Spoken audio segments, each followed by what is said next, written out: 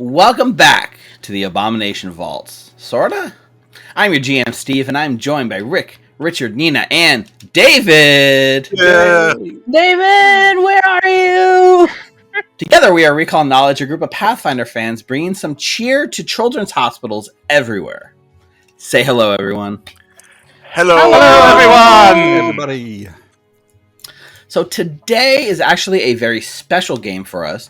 Last November for the Extra Life Game Day, I was lucky enough to be invited to the Pathfinder 2nd Edition Dev Team stream, and we attempted to raise money for Extra Life, and we did a fantastic job, blew out all the other Pathfinder teams in the entire community and raised more than anyone else for the Extra Life Children's Hospitals. All of that was amazing. I put out there that anyone that was going to donate $100 could get a reward, and I would GM a special game for anybody kind enough to give that much to charity. And that is where David comes in, down here somewhere. There we go. David. So, David, if you will, why don't you go ahead and tell everyone what it is that makes you so awesome? Well, I mean, I'm me, but... Good answer. Other than that... I mean,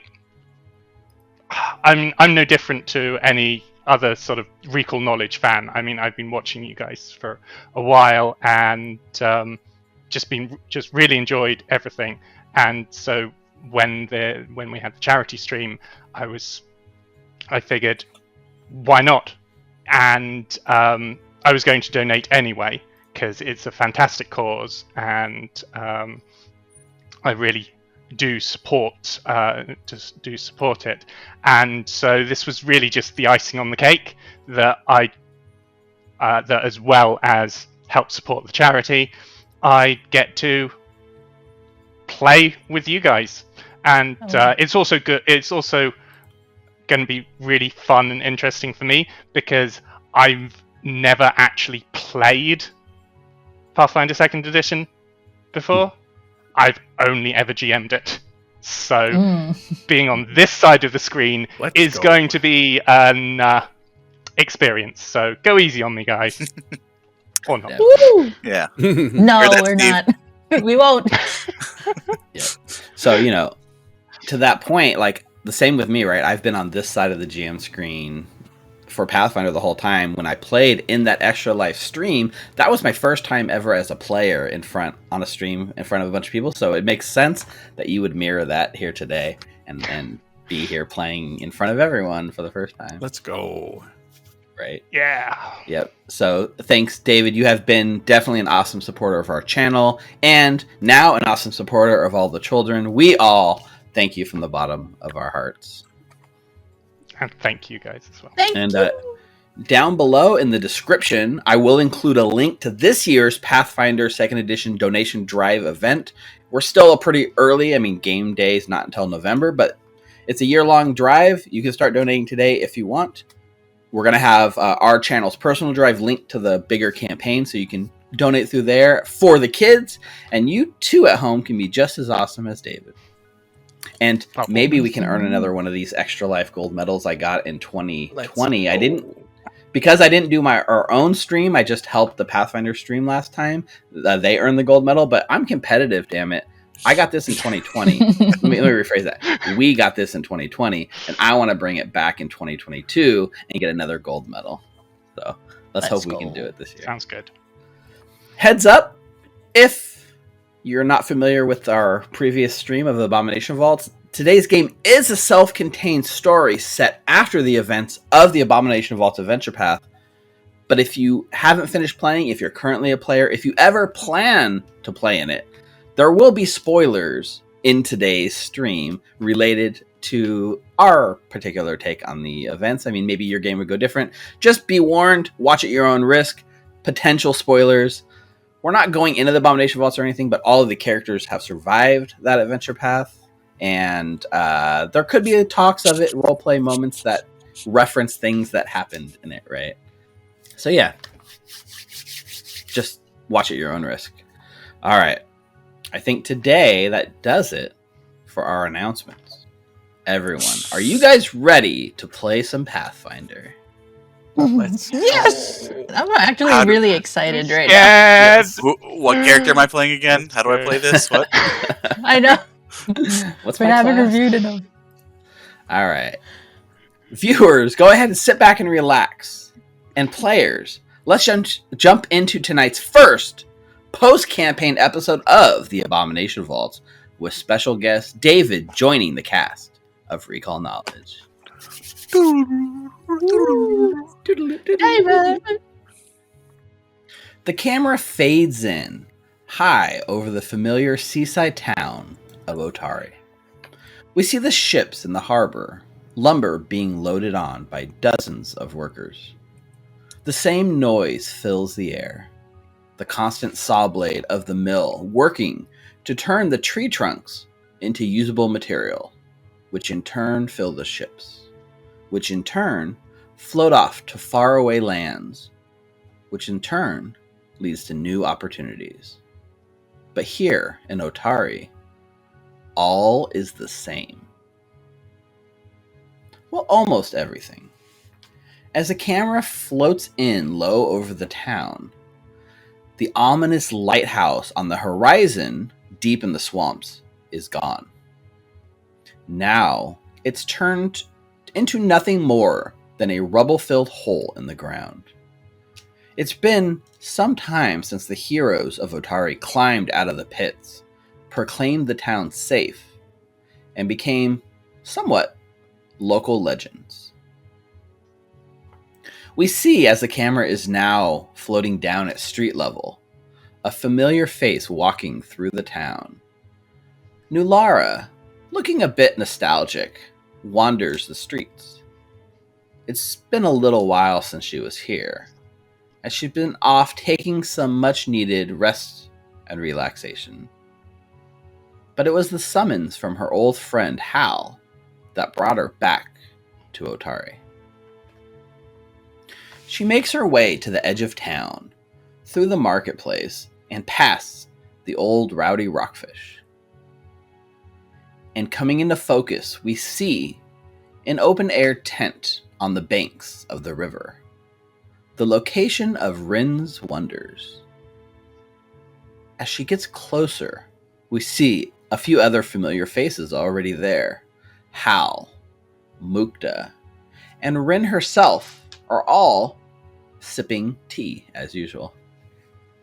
But Nulara is drawn to a new face sitting here next to Rin. And as she walks up, she gets a good look at this new person for the first time. So David, why don't you go ahead and describe to us who you are, who your character is going to be, so the rest of the class has an idea.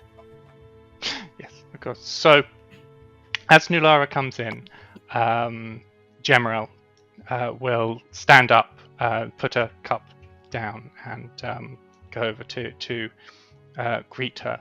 And so you see a young Zenge woman with sharp, if somewhat androgynous features, very dark skin, but currently has the sort of pure white hair, almost to the degree that it doesn't look natural.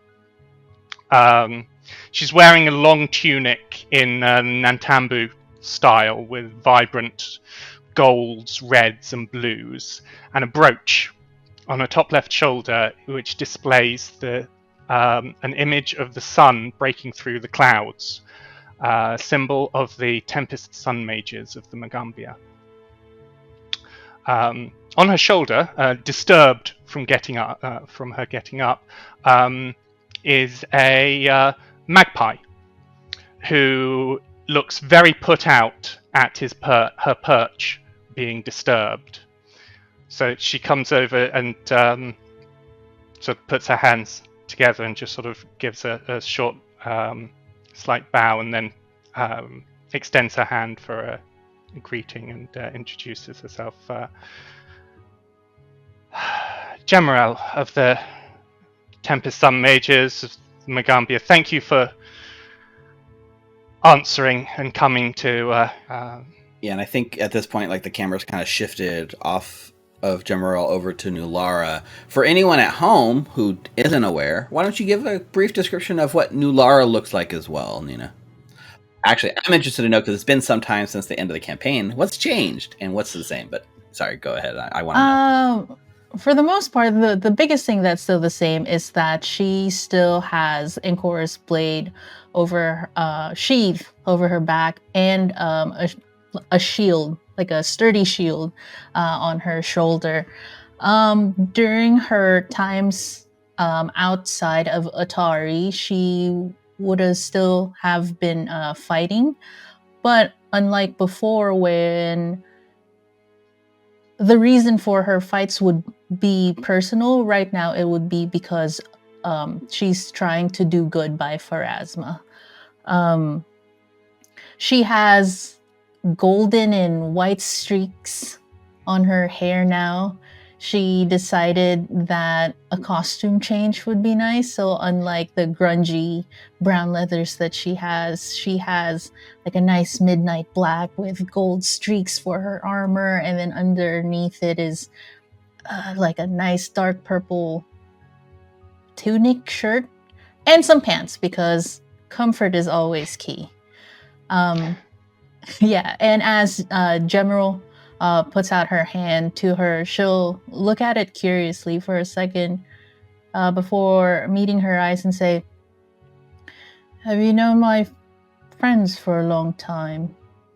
No, I've only arrived here recently. I was talking to Rin as pertains to a problem that I've been having back down in at school at the college, and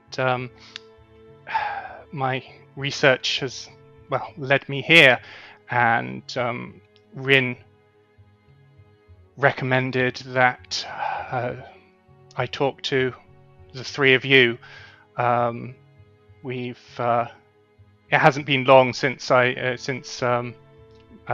Mukta and Hal here and Halarmony have come, and so, to be honest, I haven't really had a chance to explain fully to them what's going on and why I think I need your help.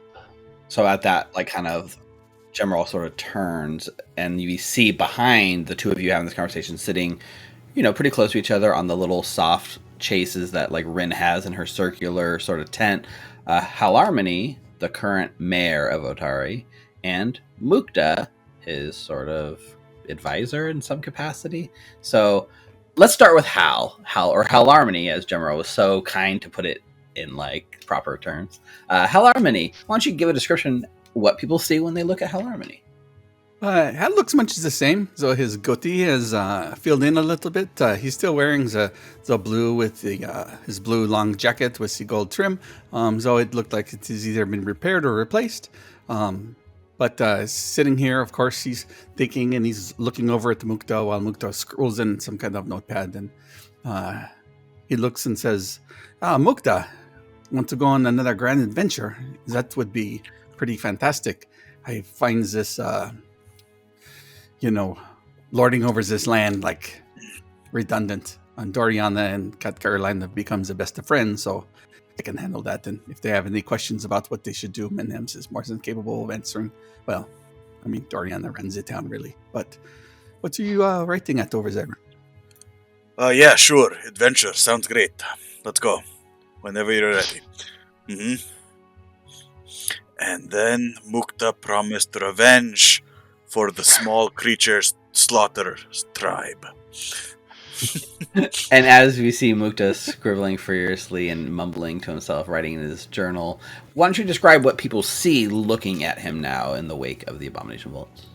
So, sitting next to Halarmony, you have to look down a little bit, and the camera pans down as you see a Yusoki, or rat folk, head bowed down over a large notebook, furiously writing, wearing much the same clothes as he had previously, probably the same outfit, although he doesn't look quite as upkept as he normally does. Between adventures before, Mukta would always make sure to be very meticulous with his cleaning and upkeep. Now, the robes that are more disheveled, there's stains on them. There's ink stains all over the sleeves. His goatee has grown a little scraggly, and there's a few gray hairs in there as well. And he is wearing now some small reading spectacles, as his eyes have gone a little bit worse from the strain of all the late night candle writing. But he is just head down in the book, just kind of half listening to whatever Hal is saying. Hasn't even noticed Nulara coming in yet. And at this point, like, Rin is like smiling, right? And Rin has come over with her cup of tea and has reached out for an embrace with you, Nulara, because it's been some time since she's seen you as well. And she's just like, "How have you been, child?" And she goes in for the hug. She stands still for a second because it's still uncomfortable for her to hug people. So, right, I'm surprised to see you outside during the day, Rin. But I mean, I guess everyone improves. Well, I've made a special exception for our guest here, and she smiles at you, General. And I nod my head, and at which point the magpie actually chimes in and says, "It's the first time for everything." To which Gemeril just shoots a look at the magpie, and who shuts up again. Rin, laughs and takes it in stride. She's spent a little bit of time with you, and she's used to your little companion. And she does kind of whisper into you, Nulara, and whispers a little bit and says, "To be honest, this tea that Gemeril brought from Wangi is somewhat strong. Please help yourself," and like kind of pulls you into the seat, like near her, so you guys can all sit down and kind of discuss. And she, without waiting for any sort of prompting or acknowledgement on your part, just starts pouring the tea into your cup. There's a huge smile on Nulara's face as she sees her old friends. Yeah. I like what you're doing. It is Caroline's idea. Doing. She says, I seem a man of many years. I don't know if that's a good thing, but if she likes it, as long as she's happy, I'm happy. Don't mind Mukta. He's got a lot of responsibilities, and he's always in that book taking notes on how he can best please our foreign diplomats and other people from Absalon. And I think he's writing a book about his adventures. Mukta, hello. And then Nulara threw the trident with great strength and grace, and it found its mark and killed the creature in one hit. Are you trying to make a novel? Hello, friend. Nulara! Friend. Hi. You're here. Welcome. It's good to see you, friend. It's good to be back. And he doesn't put down the quill or the notebook, but goes and to give Nulara a hug. I will hug him back. You probably have some ink stains on your clothes. Oh, these are new, Mukta. But that's all right. That's all right. So, huh? How have you been? I'm good. I'm doing my best. I'm trying to. What have you been up to? You have to tell me all about it so I can write it in my book. All right. Every single detail. Sure. Maybe after we hear the debrief from our guest right here. But I will. Yes. I promise. Yes. So, Gemeril, as this, you're in the midst of this awkward situation where you're the odd one out, right? Everyone is like old friends catching up, and you're here with very important stuff you want to say. So, how are you dealing with this sort of like moment? So Gemeril is just sort of takes a step back, and Clara, her magpie, just sort of flies over and stands on her shoulder, and she just sort of whispers to the magpie, and it's like, "I hope we've got it right." And it's like, I really hope we've got it right. I don't want to be exposing these people to harm if we haven't. And Clara just replies, since when have you ever been sure of anything? Then they just sort of go and look away from each other.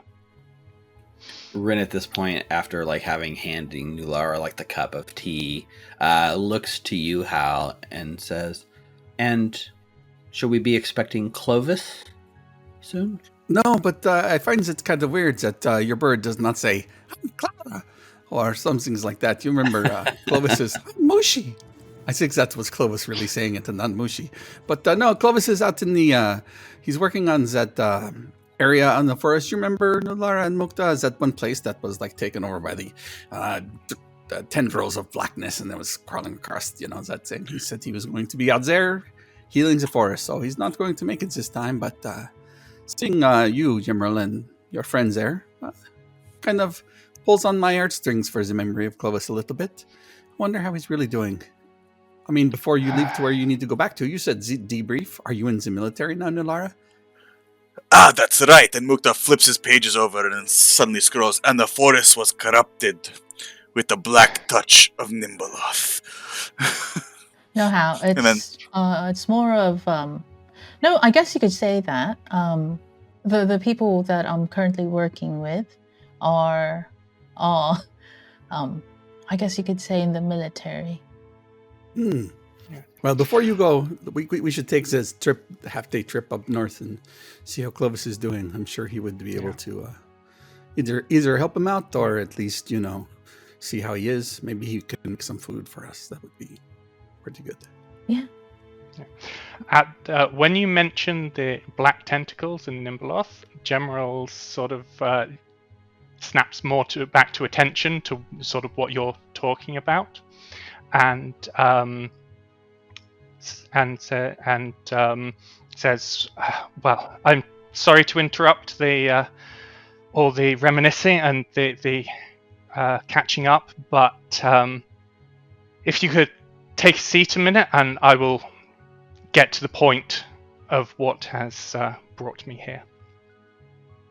Of course.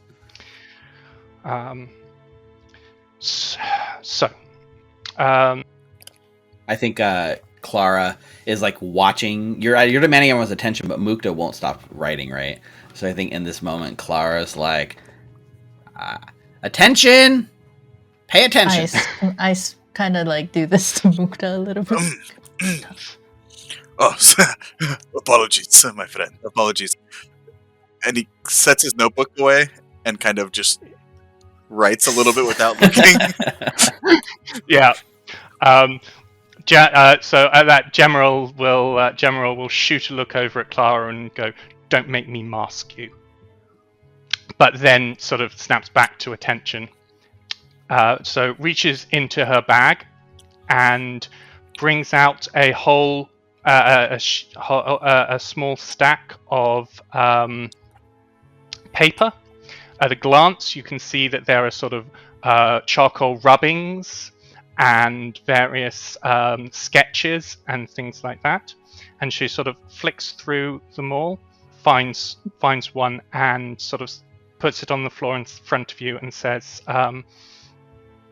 "Do you recognize this?" And it's a symbol of a mossy skull. And it's very obviously the symbol of Nimbaloth. Mm-hmm. Mukta looks down, looks at his notebook, flips a bunch of pages. Yeah. Like that? Yes. Yeah, exactly. What about this? And then she gets a much larger piece of paper, which has a rubbing on it. And on this, you can see it looks like a lighthouse with an eye on the top. And what looks like some sort of beams of light coming out of it.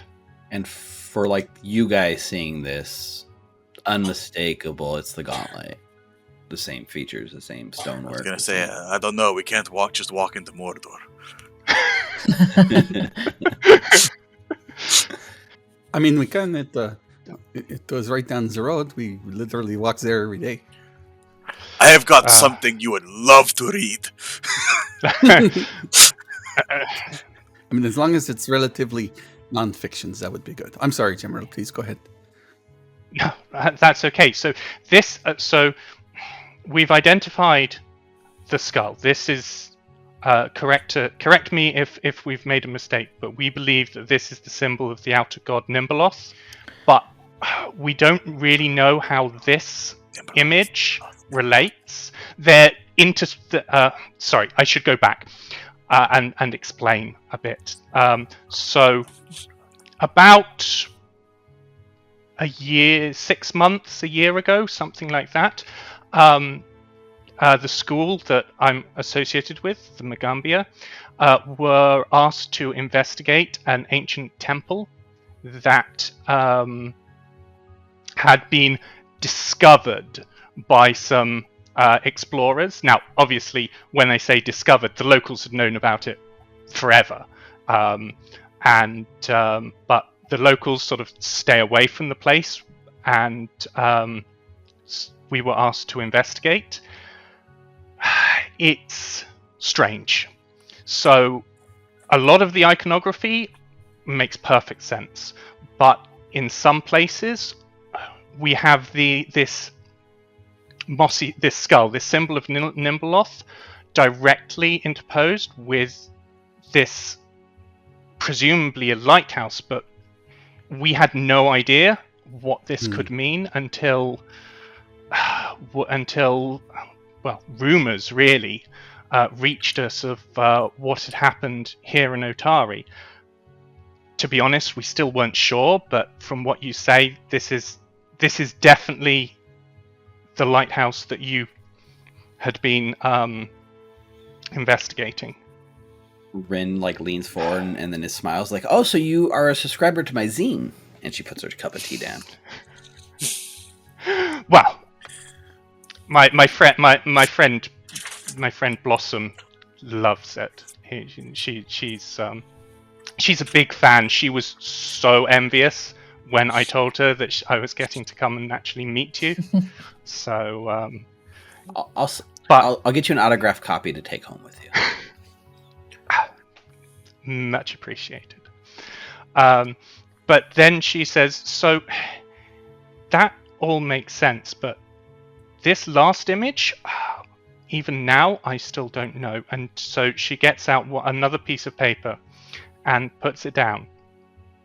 And on this piece of paper is a sketch of what looks to be an Isoki carrying a lantern on a stick, surrounded by 7 tendrils or tentacles or something like that. The drawing isn't precise enough to make it clear, but it looks something like that. I was just going to ask if any of you have any idea what this could mean. Does it have any resemblance to Mukta? It's a pretty crude drawing. There's not a lot of detail. It's definitely a Yusoki. Whether there's enough detail to show it being Mukta is kind of up in the air. But the symbol of the lantern on the stick that he's holding, very reminiscent of the fulcrum lattice that you guys had back in the vaults. Oh, okay. Quite good, but the goatee's a little off. Oh, the lantern looks very similar, don't you think so, Han? It looks very similar. I mean, that picture is almost as dirty as Mukta. I mean, no offense, friend. What? Yeah, so the night that we had to fight Bolkora, we had to bring in a lot of stones, and then Nulara subconsciously holds onto the yellow gem. What was that one, Steve? Oh yeah, the you yellow still have stone. it? Yeah, she still has it. She's not letting that go until Hal's old. And then her hand subconsciously goes there. The Yusoki that you have in your drawing, It was Mukta that was actually holding the lattice that we needed to bring to her. Lenses, Belcora, lenses, Wow. lenses. The tendrils. Well, that answers one question and raises 1,000 more. No, Yeah, question like what lost. time is And- dinner? that too. Oh, I'm sorry. Just on the off chance, she takes the rest of the paper and hands it to Mukta, and it's like, just on the off chance, do you recognize this? And she hands copies of what seem to be some sort of writing, but General says, so far, magical or mundane, we've been unable to decipher these writings, and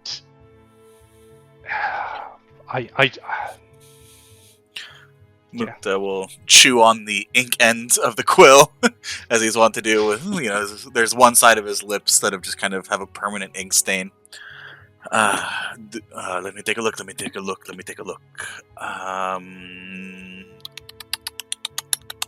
I recognize anything? So as you look, it's weird. It's definitely sort of characters and writing, and there's patterns that repeat themselves that make it seem like there is some sort of language going on here, but it's nothing that immediately clicks or anything with you. Well, it was. I'm sorry. No, don't. It's fine. I mean, so far you've been. I mean, just from this, you've solved several mysteries that we've been working on for months now. So, I mean, solve one mystery, open up 3 more. Clara kind of squawks right now, right? Like, just ask them. What? Fine. Okay, sorry. So now that this has been established, I have a request. Come with me to the temple. See what you can see. If your experience can unlock something, can figure out what is happening, what is going on in this temple. Will we have to take a ship there, or will we have to walk? I mean, is it within walking distance? No, we can walk. So it'll take a couple of days, but I got permission from the university to shadow walk here and to shadow walk you guys back. So it should only. So it's just a little bit. So the temple is just a little bit outside of Hyrantum, down in the Sodden Lands, but we can be there in 2 days. Like anyone who is trained in Arcana or has a relevant lore skill, feel free to make a check at this point to the term Shadow Walk. All right.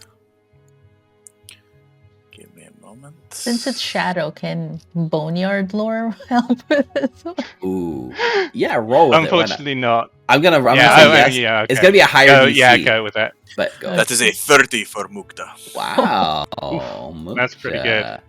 That's a natural 20. Let's go. Nice. Shadow Wolf. It's in the chat.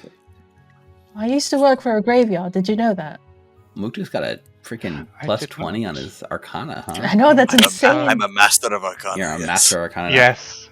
So Mukta, you've heard of this in the sense of the Arcana and the magical realm, shadow walking. So you know about planes of existence. There is the material plane, and then it borders on a few other planes, including the shadow plane. Essentially, shadow walking is when you use the shadow plane as a highway of sorts. You slip into the shadow plane and stay as close to the material plane as you can, and allows you to cover great distances while in this other plane exactly. And from an Arcana sense, that's what you know of shadow walking. It allows you to cover great distances in short time, as long as the person is familiar with what they're doing, and you'll end up in the right place, right? And Nulara, Yes. from a boneyard perspective, there's talks of this sort of shadow walk. The boneyard realm. Boneyard does not overlap with the material plane at all, but occasionally there are tales of people who try to shadow walk and something goes catastrophically wrong, and a traveler or two has dumped themselves into the wrong plane. If a spell goes wrong, who knows what could happen, right? So you know that shadow walking is used to cover great distances in a very dangerous way. That's what you would know. Well, it's only dangerous if you don't know what you're doing. Trust me. She But said. you know what you're doing? Yeah, of course. Yes. Right, I mean, it sounds great. We travel fast with new adventures, Nimbeloth, more mysteries, more books. Yes, Mokta, but you and Hal could die. But I could write more for my book. As long as you stay in contact, as long as we all stay in contact with each other, there's no chance of that happening.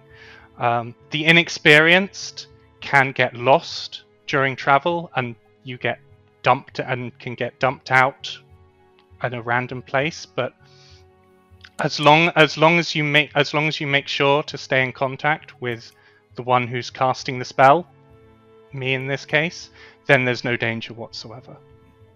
Nulara just gives her a look. Nods. All right.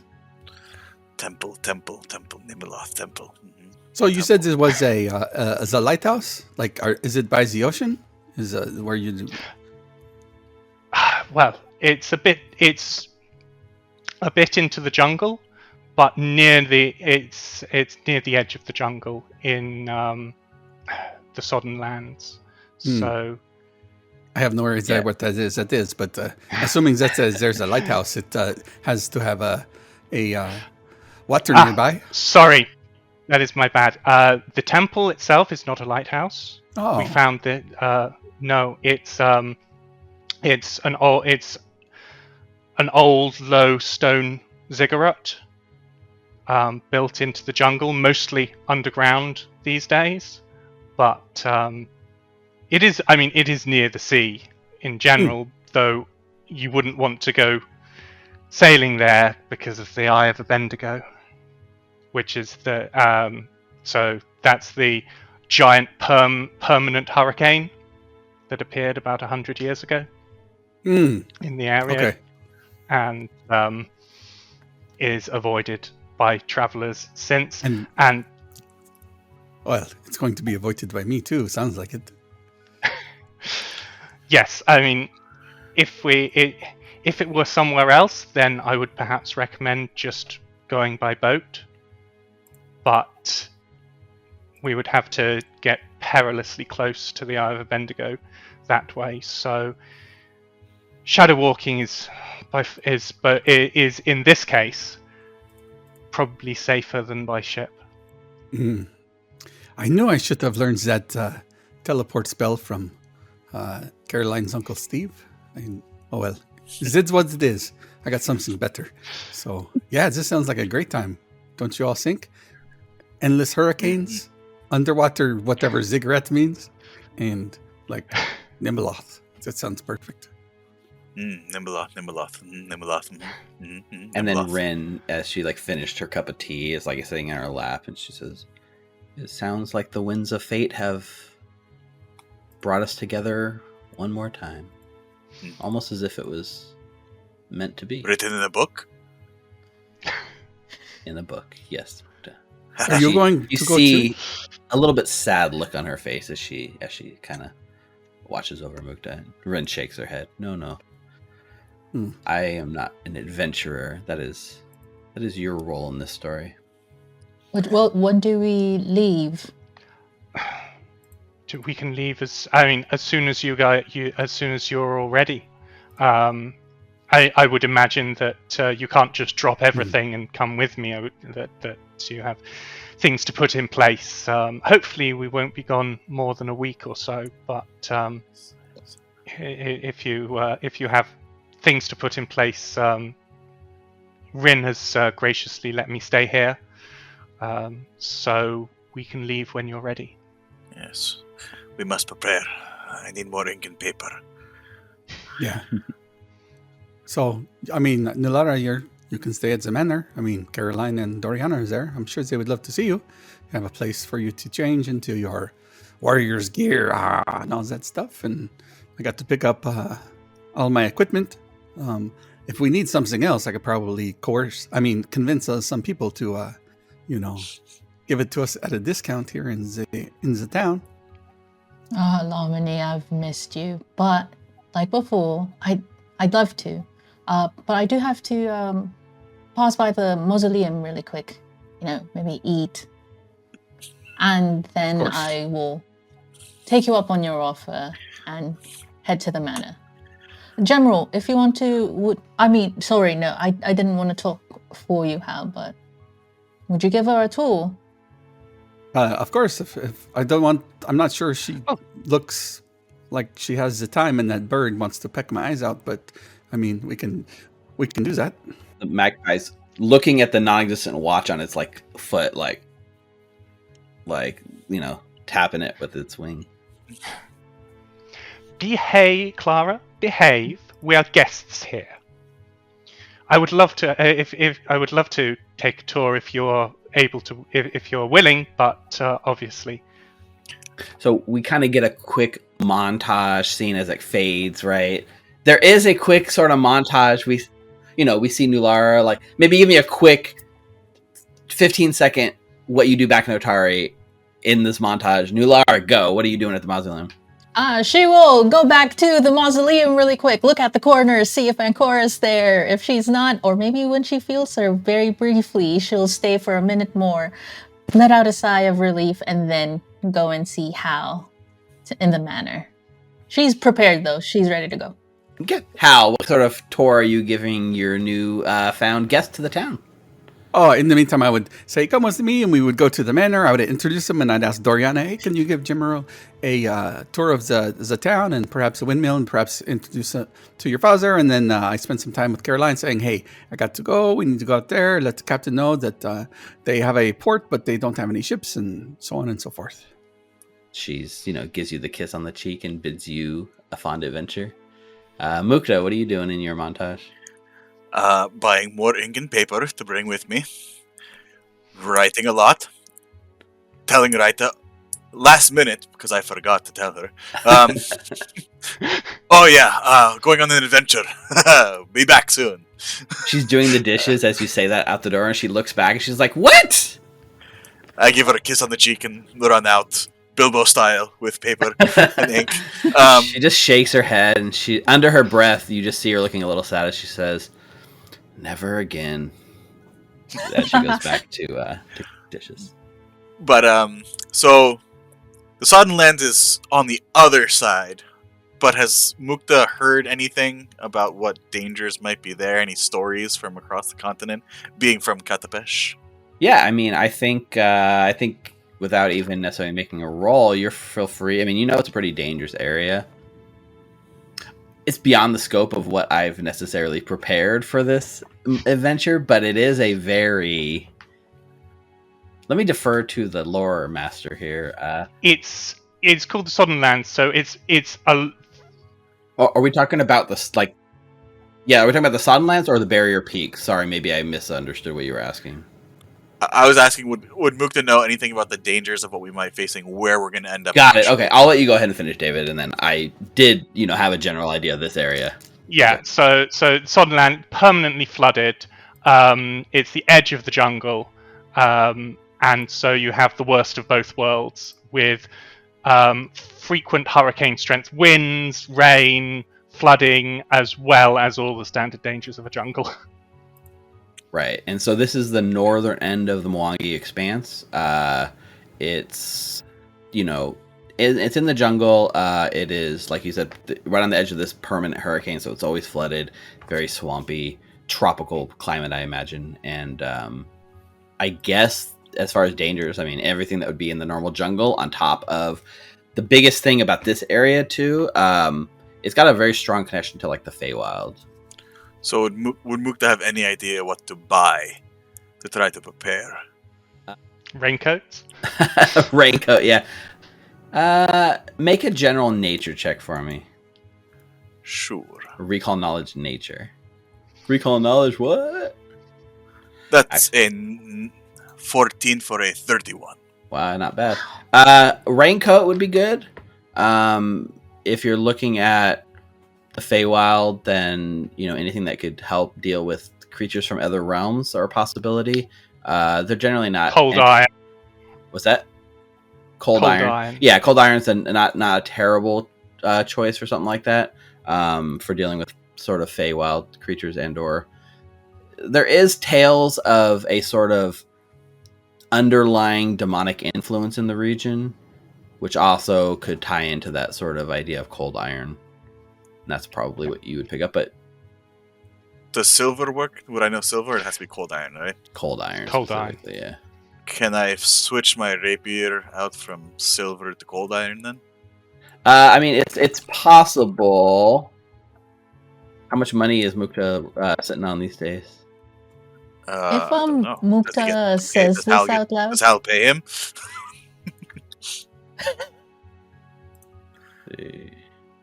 What do you mean? I thought you were my friend. So to buy a standard grade cold iron weapon, it costs 880 gold.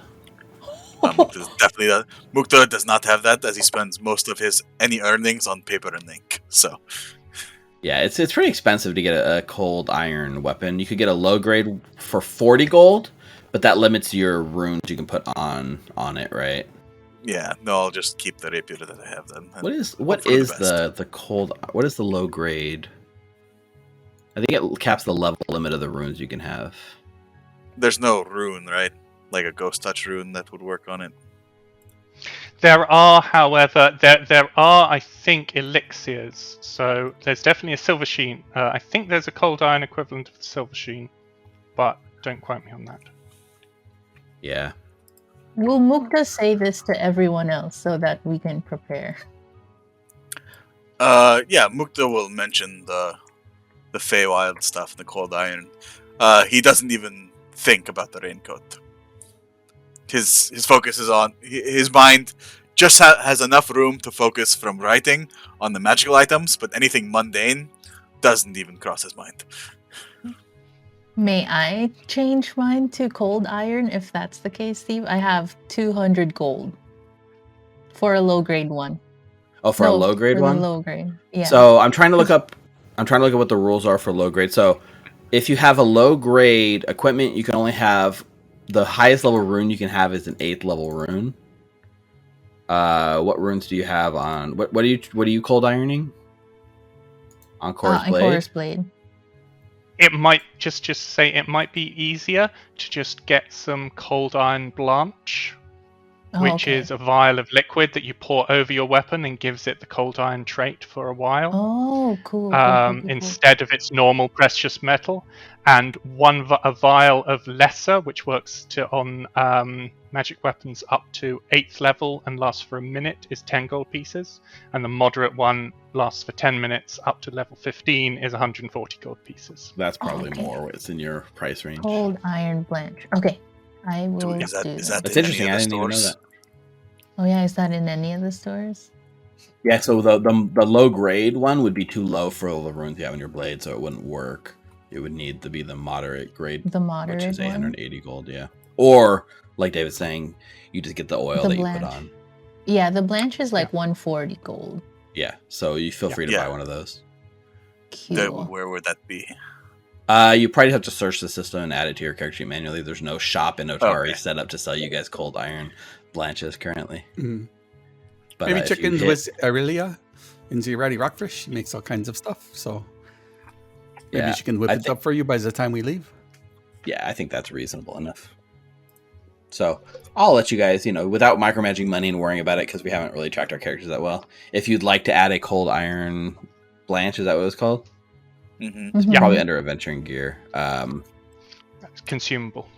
It's a consumable, yeah. Yeah, that is absolutely something you can add to your character sheet without worrying about the money too much. But I don't think necessarily you can afford the full-on cold iron weapon, especially on such short notice. Is it in the system? Do you guys see it in the Foundry system? Equipment. Yeah, I got a moderate one, So Yeah, because the low one won't work for your level of weapon, because your blade's considered level 12, so it needs to be moderate. So moderate one is fine. okay. All right, and with that sort of shopping montage, and we are pretty much arrive at the point where you guys are ready to journey. We are standing on the port side of Otari, ready to sort of make our journey to this far off place. General, you are the one casting the spell. You're taking lead on this, so you describe to them what they Yep. need to do.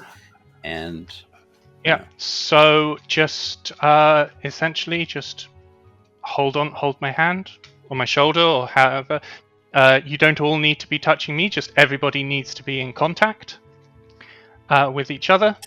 And then she spends a minute just sort of tracing intricate patterns in the air and speaking the correct words for the spell. And the space in front of you sort of grows dimmer and starts shimmering and almost glitching occasionally until it eventually, after about a minute, becomes a just sort of static shadow that is makes everything behind darker, but you can still see through it. And then she starts walking forward and walks through it.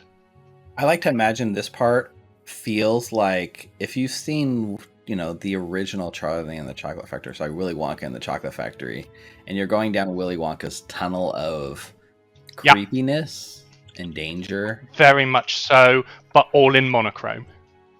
Yeah, that's the big thing, right? Because you are in the shadow realm, the shadow plane. Yeah. Is it called? Shadow plane. It is called the shadow plane, not the shadow fell. Yeah. That would be a different Correct. game. That's TM. Yes. So in the shadow plane, you get glimpses of the material plane. But like as you guys start walking and General leads you through this sort of darkened monochrome place, it's almost like everything moves comically fast, right? You're walking along, you can see glimpses of Otari, and within like a few moments, like a few minutes even, you are already see Absalom like kind of on the horizon and pulling away. The actual travel time here as you use Shadow Walk is for every 3 minutes you walk in the shadow plane, it's like an hour of walking on the material plane. So it's really fast. Yeah. And that's sort of the your world. And I think the creepiest part of it all is you're walking like over the ocean, essentially, on the shadow plane. But like it's like just walking on water. Wow. And yes, the danger must be growing, for the rowers keep on rowing. And they're certainly not showing any signs that they are slowing. You're writing that in your book. Yeah. And out of the corner of the eye, occasionally you see things move. But when you look, there's nothing. Yeah, there's definitely that creepiness. You always feel like something's watching you. And you get the sense that there's this whole world just beyond here. If you were just to wander a bit from this border of the two planes, you could get lost in like a whole world, and there's a whole adventure. And for a moment, it's like a smaller scale version of what you guys felt in that room when Nimbaloth entered the empty vault and kind of surrounded you guys, and you were faced with that like moment of like infiniteness and how tiny you felt. It's a smaller version scale of that moment, and you take yourself back to that moment in the empty vault. Oddly enough, Mukta's actually a little bit more calm here. It's only because I'm holding onto your tail. You like that? It calms me. And this travel time, I mean, you guys end up walking like this for essentially 8 hours straight. Yeah. It's a long journey. You guys are used to doing a 10-minute jaunt to the Abomination Vaults, right? This is much further. And so, General, what does it look like when you can feel you're getting to the end of the spell, right? And you're getting close to your destination you've planned out? Yeah. So, as we get towards the end of the spell, General will stop and do a few more incantations. and a point of light will emerge and then spread, and then it surrounds us all, and just seamlessly we're back on the material plane in the foothills of the barrier peak, with great mountains on one side and the Thuvian desert on the other. And I turn to General, turns to all of you and says, I think that's enough for today. I suggest that we set up camp here. I will cast some wards, make sure we're protected, and Nalaris just trying not to throw up. And she'll sort of get a bit awkward at this point, and just sort of look around, and then just sort of walk away and start casting more magic. And she makes a big ring around where you are, and you don't notice anything different unless you don't notice anything different. But she'll say that should protect us. Anybody from the outside will just see, won't even know we're here. And I think at this time you're walking in a circle, and Hal is right behind you playing soft music, like he's trying to figure out what spells you're casting. Yes. So, if General picks up on this, she'll tell him, and she'll explain what she's doing, and say it's a spell called Private Sanctum.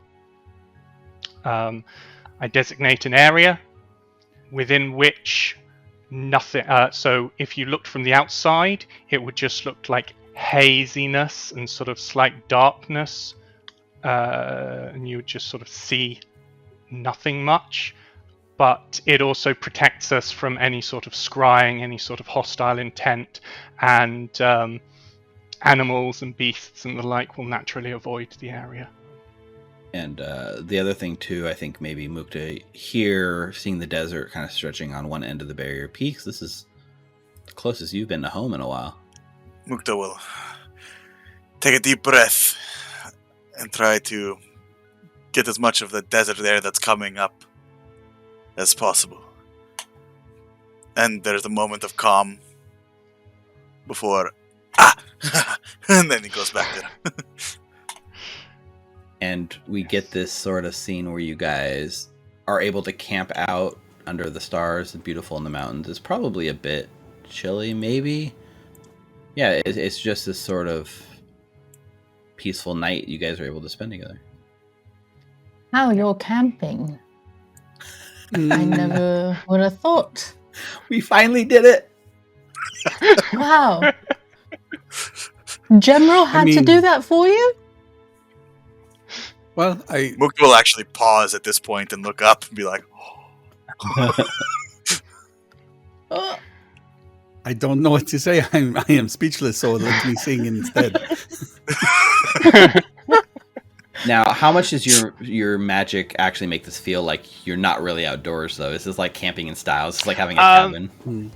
Or glamping? No, not quite that. Okay. Not quite that. I mean, I could cast some. If people are feeling cold, I could cast some endure elements, but I tried to pick a spot where it wouldn't get too cold this time of year. I do like how we spent the whole campaign trying to get Hal to camp, and now we're doing it. Yeah, it is still outside. It is still in the open air. This spell doesn't actually create a dwelling or anything like that. It's a protective spell rather than an actual. we could end the game here and it would all have been worth it. Yep. And so I think, the night passes uneventfully. You guys are able to kind of bond a little bit. Taking watch, yeah. Yeah. It feels, it's different. You guys have spent a lot of time underground together, but this is a different sort of time for you guys as the heroes of Otari, right? But, adventure calls. And, the next morning, it is time to, you're at the halfway point. You got another day's worth of travel. I'm keeping up watch. Yep. And I'll come later. Yeah, I mean, camping is not so bad. We do like some tent forts in the backyard of the manor, so I'm kind of used to being outside now. But you look, how do I say this without sounding like a total arrogant piece of, you look more happy. I do. I really do. I don't know. It's nice to have a purpose. And after everything that we did in the lighthouse, I definitely got that. So now I'm just working to make sure that I fulfill it. You look happier as well. Well, I mean, the captain does not want to kill me no more, and Caroline to be staying at the manor. So, you know how that goes, right? You know how that goes. Anyways, your hair looks nice. I like this, whatever you do to it. It kind of mutes your complexion. I mean, no offense, but, you know. No, that's all right. No, I met a dwarf who was very kind enough, I guess, more pushy, to be honest, when they offered to color my hair. I think they said the same thing as you, that it would mute my complexion a little bit. And I don't know, there's someone for me to impress now, so I'd like to make sure that I impress them. Well, with that smiling, you know, it's hard to not be distracted by it. So I not that I ever could tell, but it's good to see you. It's good to see you too, Hal. But I'm going to be frank here. I feel that you still want to... Are you happy with being the mayor and all? You know how I like to talk. There's a lot of talking, and, you know, we get together once a month and have like a little gathering at the center of town, or we play some music, and the spirits are good. Everybody seems like they're on the up and up. It's, you know, I mean, it's really boring, let me tell you. There's people saying, I want this, I want that, and I'm just like, oh my God, Lars should be here to beat them away from me. But no, not really. I mean, once this is over on the next election, I think Caroline, we're going to go back and live as the captain in the Obel, and, you know, see where it all takes us. Sounds like better than sitting in this place and, you know, rotting away. And I mean, don't get me wrong, the food is good and I can get some wine and some discounts, if you know what I mean. But I don't know. We'll see. Have you been to any places that you really enjoy? Maybe we can go, well, Caroline and the captain and myself, or maybe just me and Caroline. We can go sometime and see these beautiful places you've been to. Well, I hope you don't mind me doing this, but I went to Absalom and I tried looking for your parents. I wanted to say hi, but since I didn't have your permission, I didn't. I'm sure they're probably busy, or, you know, doing whatever it is they do. Teaching music, that's right. Yeah, that was it. Yes, it was very easy to find them because of that, because they are teachers, prominent teachers. That's very impressive. By the way, are you bringing Mukta with you when you start heading off to sea with Carolyn and her father? I mean, I don't think Raida would want to go. She's kind of, you know, I'm surprised she let him out of the house now. Not that he ever leaves the house. I'm really worried about him because he's always doing... Yeah, do you feed him? Why does he look like... You have to kind of force feed him. I get it to... You know, Raida. She makes sure, you know...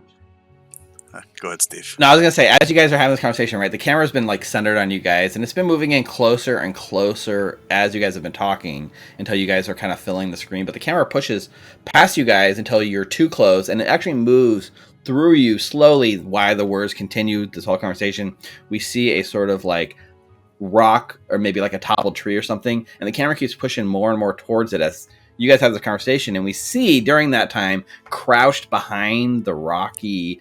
blocked by the wood, we see Mukta with his notebook out, listening to every word you guys are saying and just scrawling furiously. And we see the words as you write coming through his hand onto the page, and he is hiding here just documenting everything you say because he rolled the stealth check and beat your guys' perceptions. So I will reveal that now to everyone. I don't know. Like, he's always like, you know, I mean, to be honest, where the hell is he? He's always like disappearing in the house, and Raita is like saying, whatever it is, can't you put like a light on him? I said, not like I can cast a light. Nalara could. Hey, that would be great. You should put a light on him so we know exactly where he is. It's really a pain in the ass in the manor because, oh my God, he just disappears. I go look and I find him either in the drawing room, furiously sketching stuff, or, he's in his study all the time, writing stuff down. I'm sure, I'm assuming he's doing his diplomatic work, but I don't know. He's really passionate about his job, if you know what I mean. While Hal is talking, like, Nulara just has like a growing smile on her face as she starts realizing how much she's missed his company. So when he gets to the end of it, like, she'll just say, she'll put a hand on his arm and say, "Oh, Hal, I really, really missed you."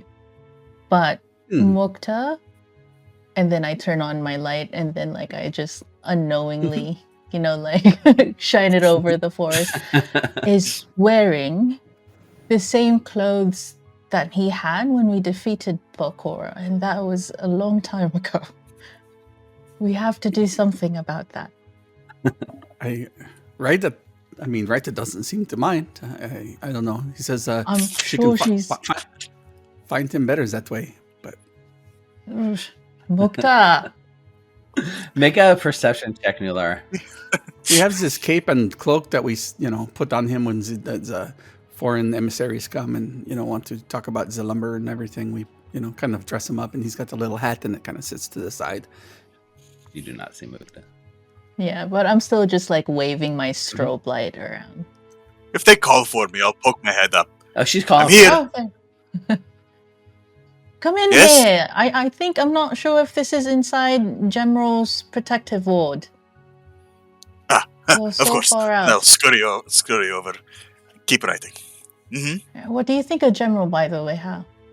I mean, she's got the great complexion, and that white hair really stands out in the contrast. And I know. she's got a nice smile. That bird seems kind of like, I don't know. I'm not sure who's really in charge, but that bird kind of is definitely not like Mushi.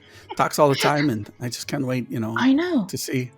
I wonder if we could get them That's two together. very interesting. Like, puts them in the battle royale and see what would happen.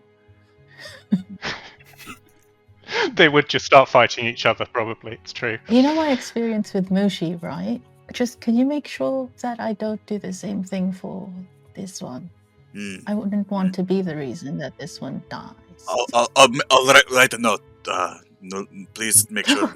At this point, like, the camera is still on you guys, but we find ourselves pulling further away as your guys' conversation is kind of pulling to the edge of the scene, and we're kind of moving back towards like camp proper a little bit, so you guys can kind of wrap it up. But we see the camera sort of like shifting, and as it kind of turns, we see like Gemeril and Clara like sitting back a little bit further within earshot of most of what's going on, like kind of listening to this sort of scene play out. And Clara is watching the pair of them interact while I'm sharpening my blade.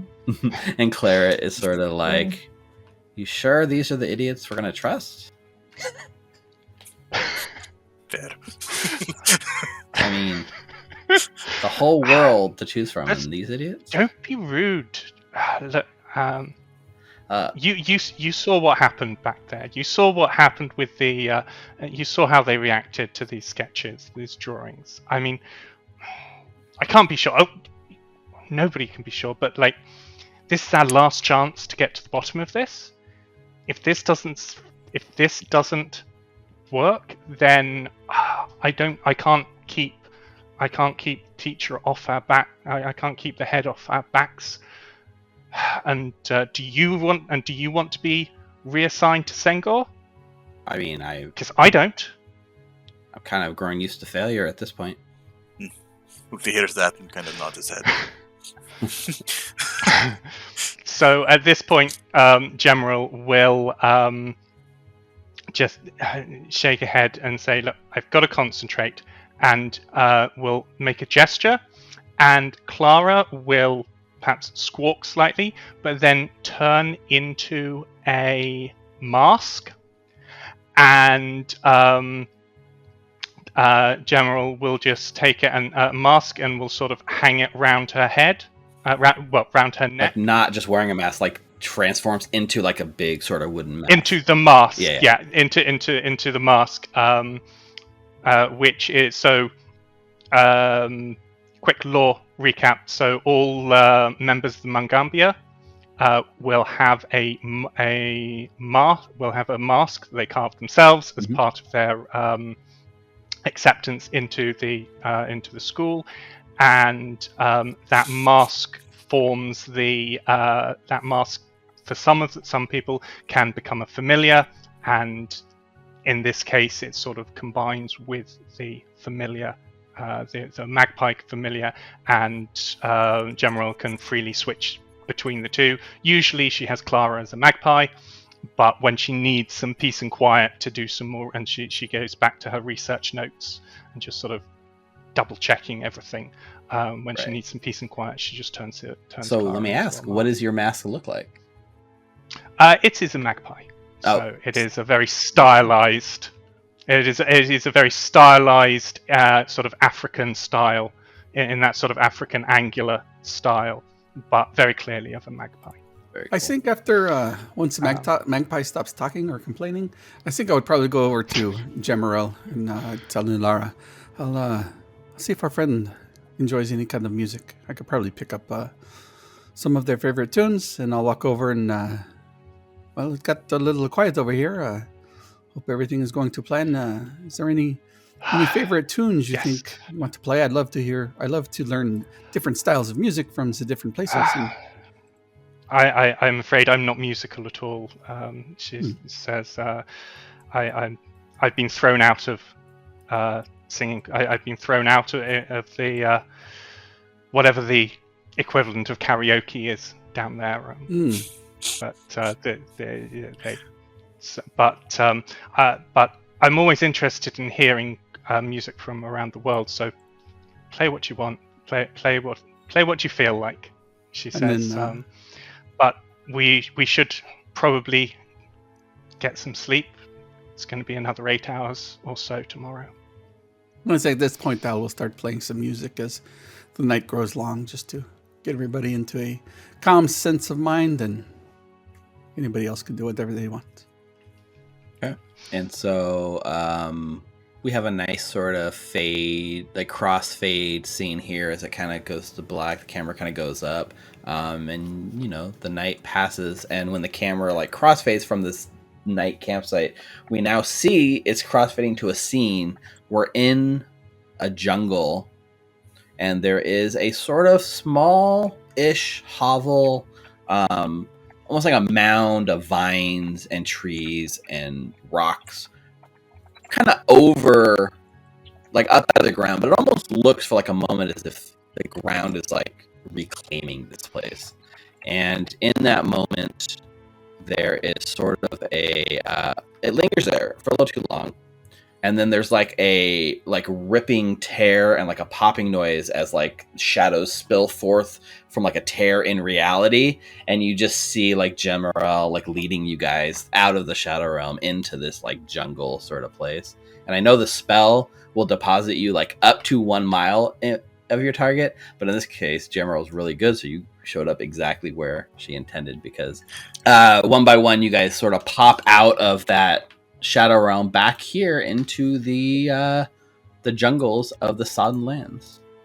And I think immediately you guys, let me just bring up this thing. So as you see there, like Gemeril, you look around, your calculations were exact. You've shown up exactly in the area within 100 feet or so of where you intended to. As you turn your attention towards this mound of the stone sort of structure, you can see this is the location of the temple, right? Yeah. And as the rest of you are seeing it for the first time and you're approaching this unassuming stone structure, you can see that the jungle has absolutely reclaimed this. Once upon a time, it must have been a grand sight, yet now it is choked with vines. Even the ground has swelled up around it, like the jungle is trying to keep this place secret.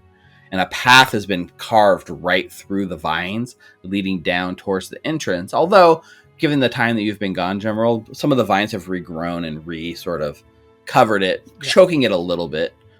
So you probably have your machete ready to go, on the hip. And I'll unsling my shield as well. Okay. And as this path has been carved down and being reopened up, as you guys lead down, the last bits of the orange sunlight here kind of streaming in through the vines gives a dim light at the very entrance of this, but beyond that is only darkness.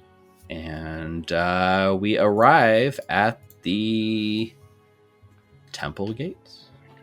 Yeah, what is the dark vision? So I will be casting light on my. I will be casting light on my shield. Okay. For these purposes, because I need it to see. So. Right. So at your level, is there a range that increase the range with the light spell, or is it just still 20/40, or how does that? 60/60. 60/60 at 4th level. So yeah. So I'll add that to your token. Yeah, so.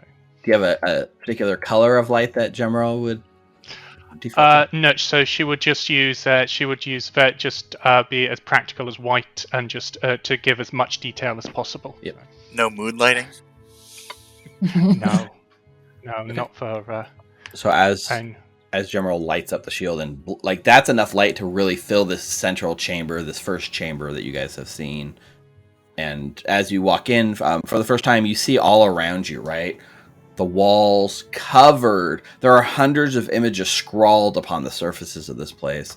Most of the symbols are really dominated by this snake iconography, sort of wrapped around various weapons, mostly bladed weapons. Occasionally you see burning buildings, terrible looking creatures, ghostly visages, and right to where Gemro is able to lead you to, on one in the back wall, an unmistakable image of the Yosoki carrying what looks to be the fulcrum lattice. And as it's wrapped around you see the 7 tentacles, each tentacle with 7 fingers wrapped around this Yosoki, sort of enveloping him as he just kind of carries the lantern. And the other thing that you probably notice is one of the columns, one of the central columns in this room, is completely carved to look like the gauntlet. So from floor to ceiling, the column itself looks like the gauntlet. The other columns, normal columns, just this one is looking like the gauntlet. That doesn't look pleasant. I would hate to be that Yosoki. Mukta, I think that was you. Don't be silly. I've never been to this part of the world. I'm from the other side of this continent. And Gemro, you spent a lot of time in this place over the last few months. So this part you've documented, you've spent, but the real part that you've been stuck on, there's this sort of hallway and chamber that leads into the back, up into a sort of separate place. Yeah. That's where this strange writing is. So you can get there eventually, but just so because I know you've never seen this before, but Gemro has. That's fine. And Gemro will be sort of walking through, pointing out where the mossy skulls are. And she'll explain that most of this iconography is Calicut, the sort of keeper of secrets, but these particular ones just seem out of place.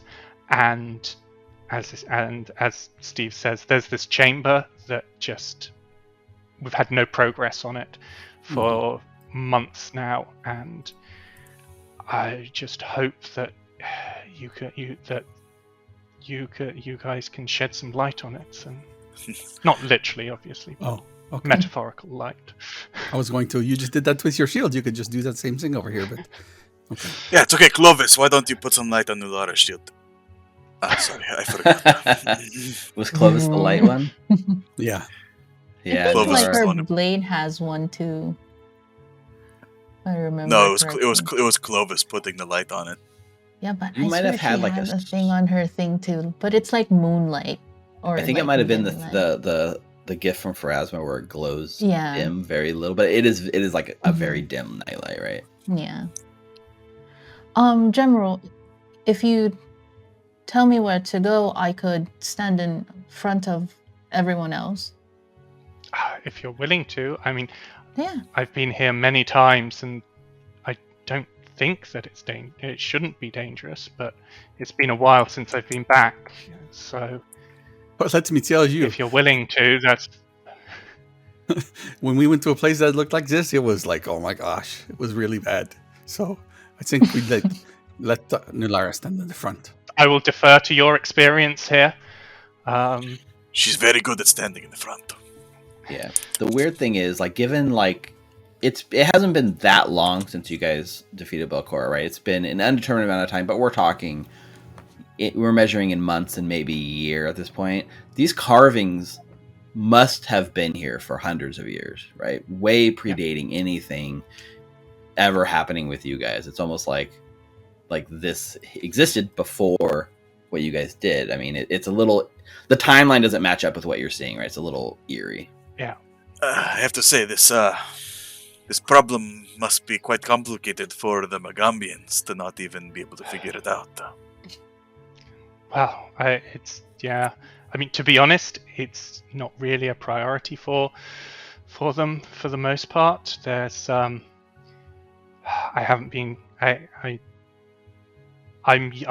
tend to mainly do field work, but my understanding is that there's quite a hubbub at the moment at the school that's taking up a lot of their attention. I'm not sure of the details. I've been resisting getting involved.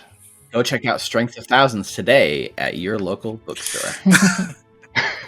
So you say it's not a priority for them, but you say you do field work. I mean, is it a priority for you? Or are you just curious, or what do you think that might be?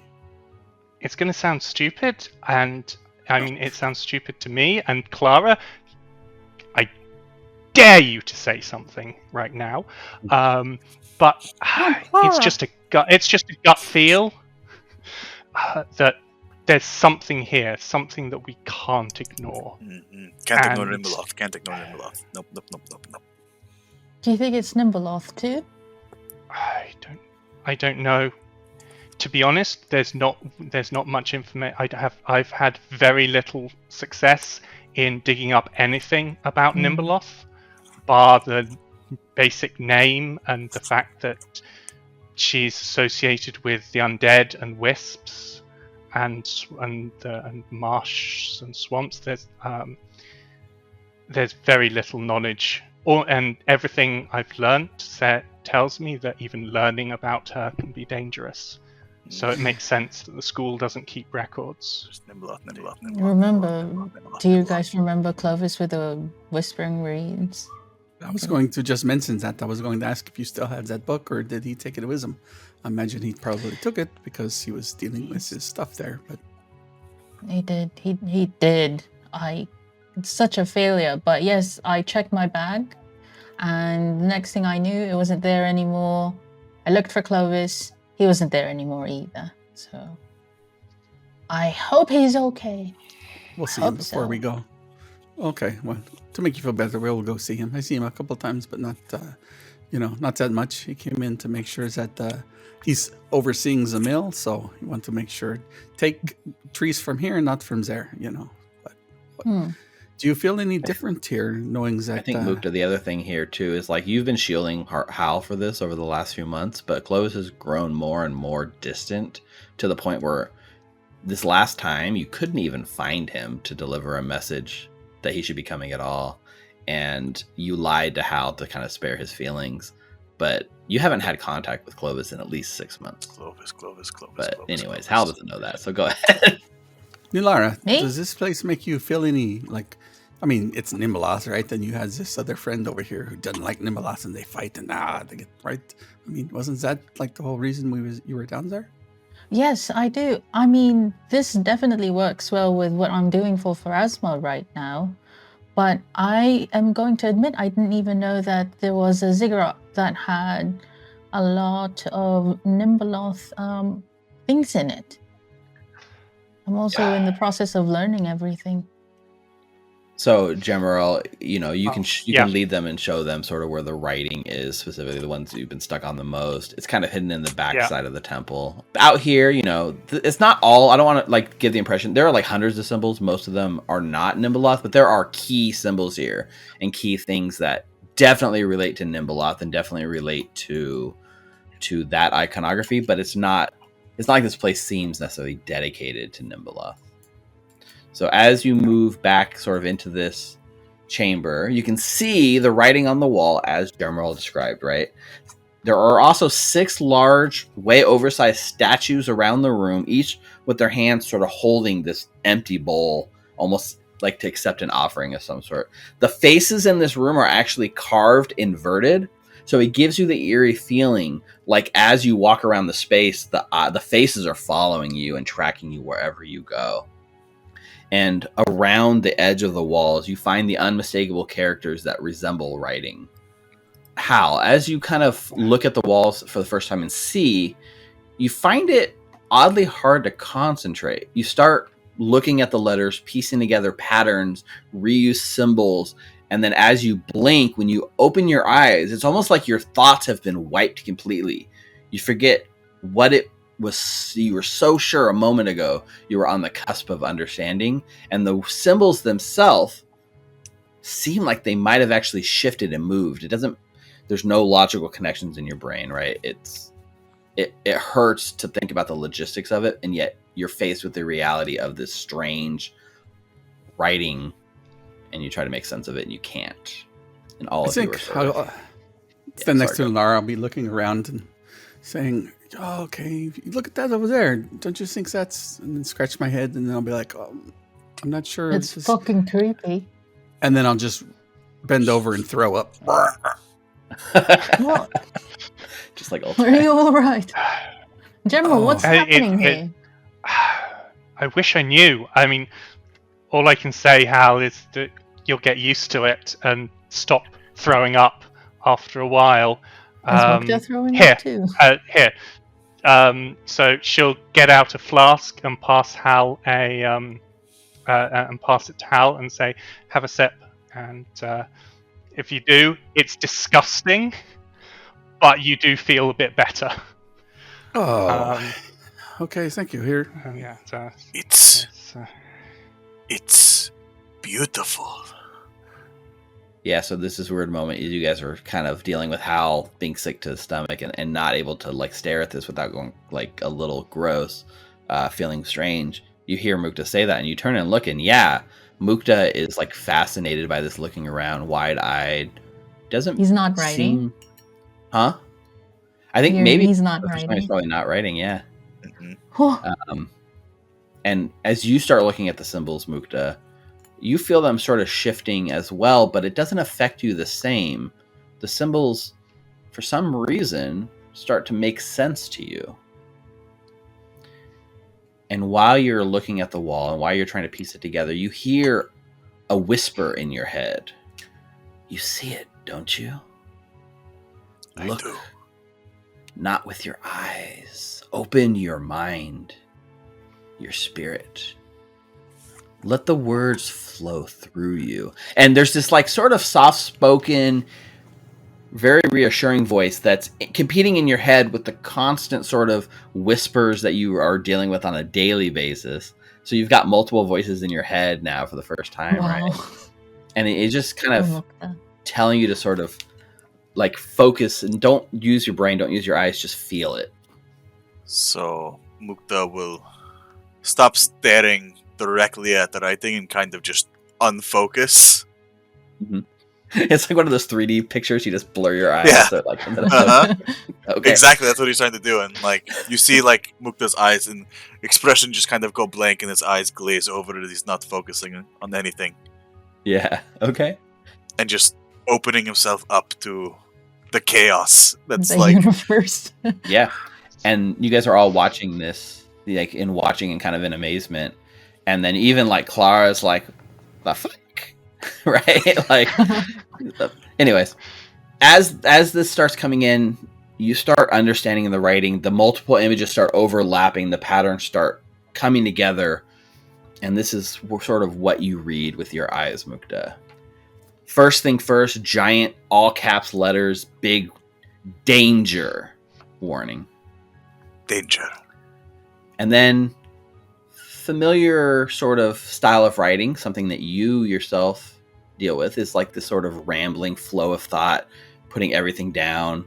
And it's just this long sentence. It's just, let secrets lie, forget forever unforgotten.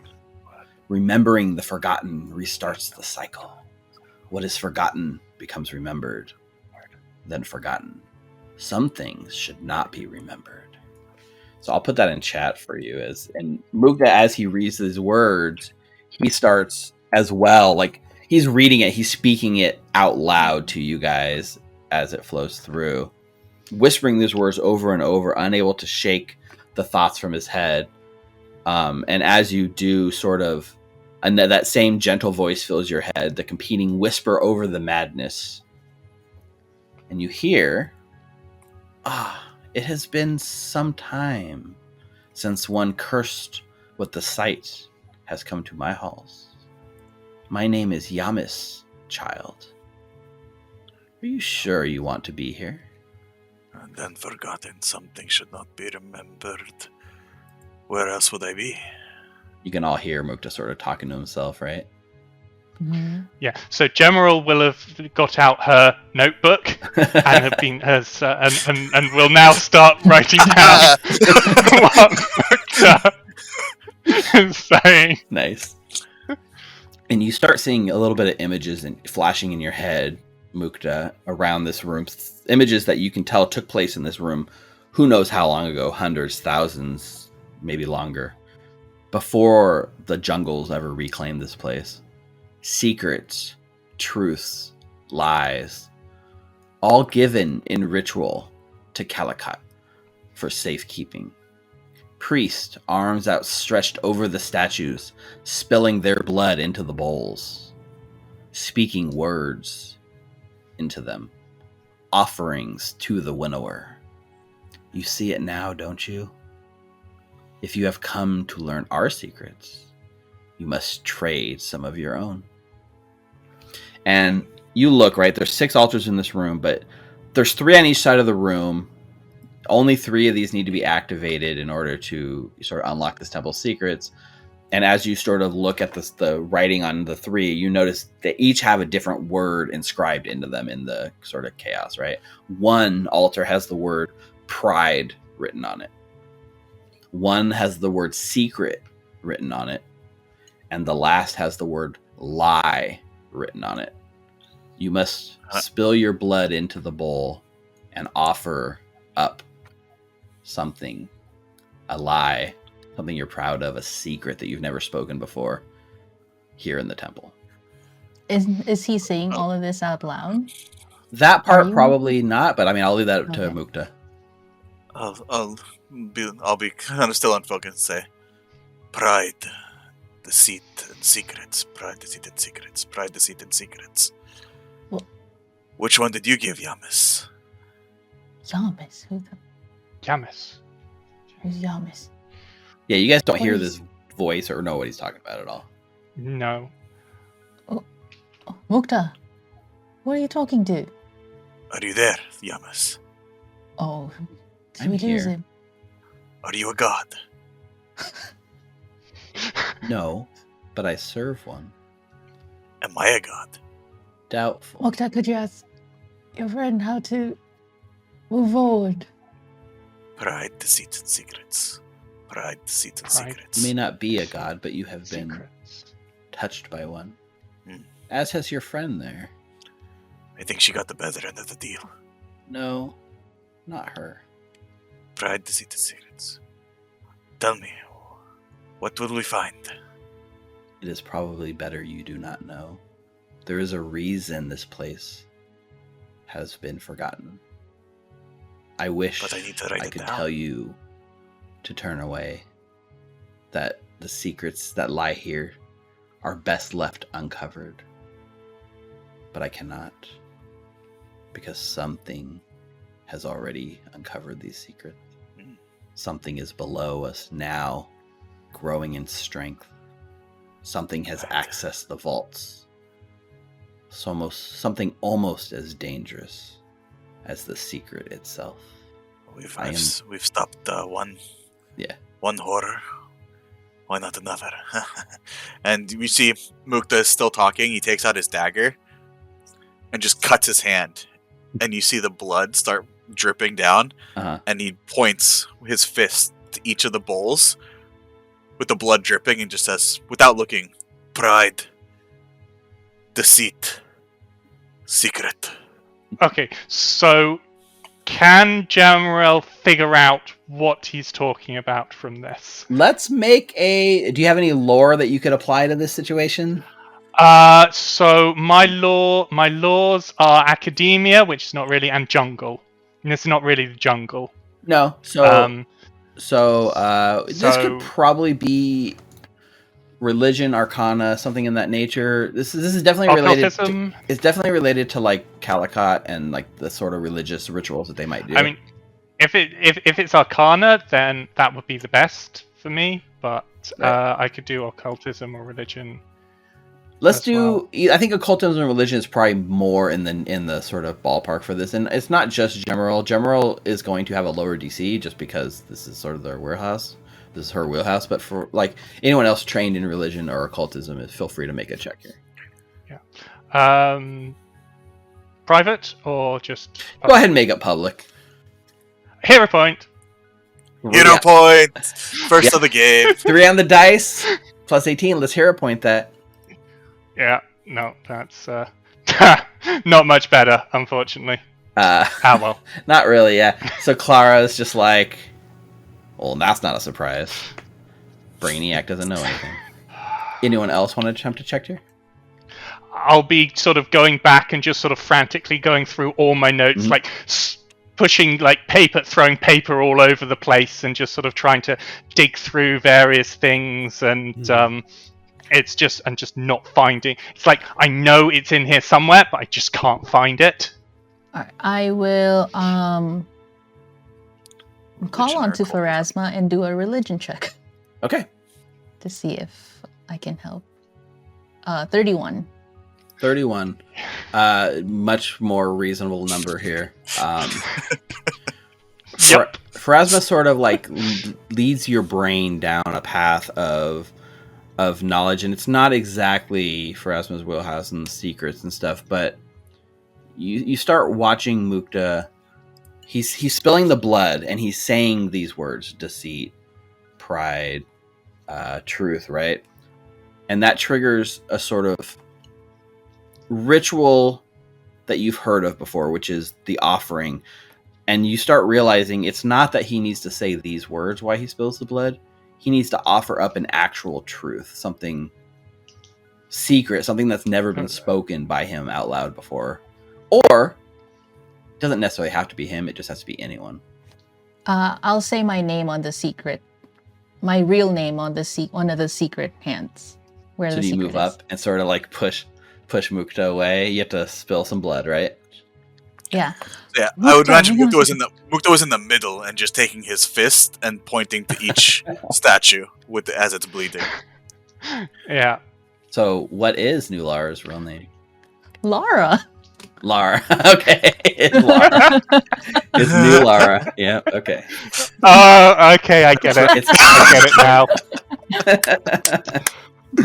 All right, so the name Lara spills into the bowl, and as it does, your blood is now absorbed into the bowl and up into the statue, and the two eyes begin like with a red glow in the eye sockets, almost like your blood sort of swirling in there. All right. Okay. And then while calming down Mukta a little bit, I'll call out to Hal and Gemerald. One of them needs a lie, and another one needs something about pride. Pride. Okay. Grand. So Gemerald will grab Clara, take her over, and just cut Clara, and have and just have Clara's blood spill in. And she's like, "I have never met anybody more prideful than you." And then there's a little bit of struggle, but then Clara's like, "Oh, that's true. That's true." So the only one left is The lie. the lie. So what you need here, right? You need a lie that has been spoken, a lie that you've told someone, maybe even yourself, your whole life, that you've been afraid to even admit to yourself. And this. Tell us your secrets, Hal. I know. Because Mukta's going crazy over here. I think it would probably be that his parents aren't teachers. They're cut purses, right? And they're not really working for a liege lord in Absalom. They're like expanding their enterprise, or at least the enterprise of somebody who's hired them, under the guise of being musical teachers, because they are musical. And you speak this out loud, something you never confided in anyone. I mean, you've known, but it's been something you've tried to keep hidden, right? So everyone hears this for the first time.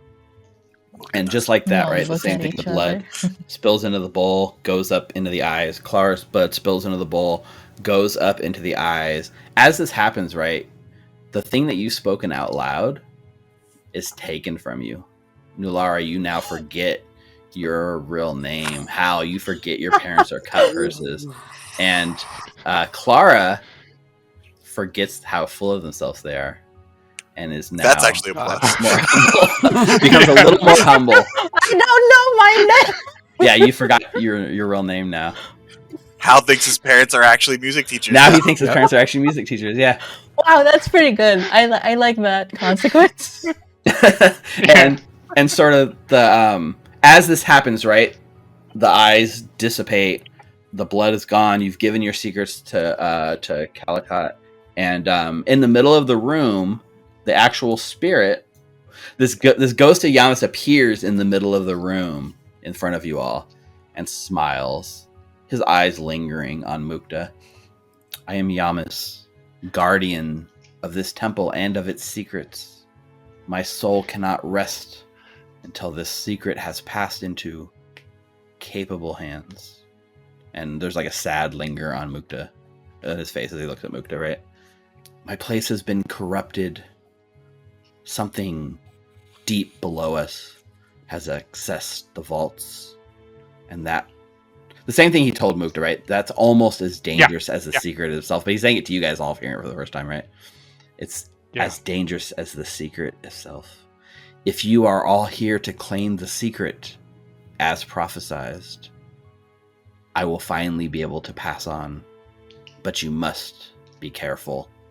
There's like a loud rumbling. The whole like cave begins to shake. Not the cave, but the like stone walls. The vines hanging from the top sort of shake, and the dust are coming down. And there's like a loud rumbling noise. You can feel it even below your feet. They're coming. They want your blood. They want your secrets. And off kind of down this tunnel, down the hallway towards that main central chamber, you hear an otherworldly, horrendous, guttural screeching noise and heavy footsteps coming in your direction. And it's fighting time. And the walls around you shake.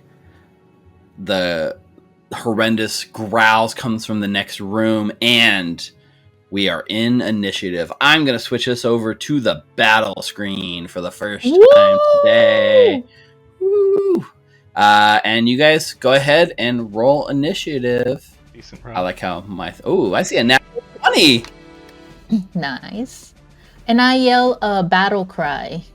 Oh, well, it's up to you. No, it's not. Never mind. Because I didn't observe these ones. Well, maybe it wasn't a natural 20. Yeah, you have no idea what you're fighting at this point, right? You can. I mean, do you have to be able to see the battle cry to go off? Yeah, an unobserved foe. Yeah, so they're not in your sight, so it won't actually work, unfortunately. I saw the natural 20, but it wasn't actually a natural 20. I think a dice hit your dice and made it look like a natural 20 on my screen, unfortunately. So, how much time do we have until this move? Like, We're in initiative right now, so you have no idea how long it would be until the things are on you, right? That's what I mean. How long, like, would Mukta have had time to try to hide, is what I'm saying, when he heard something? I think, given that all the events that led right up to this, I'm going to say, in a rare instance, no, Mukta was not hiding. I'm going to use perception. Yeah. That is a pretty good. 39. Still beat everyone. Yep.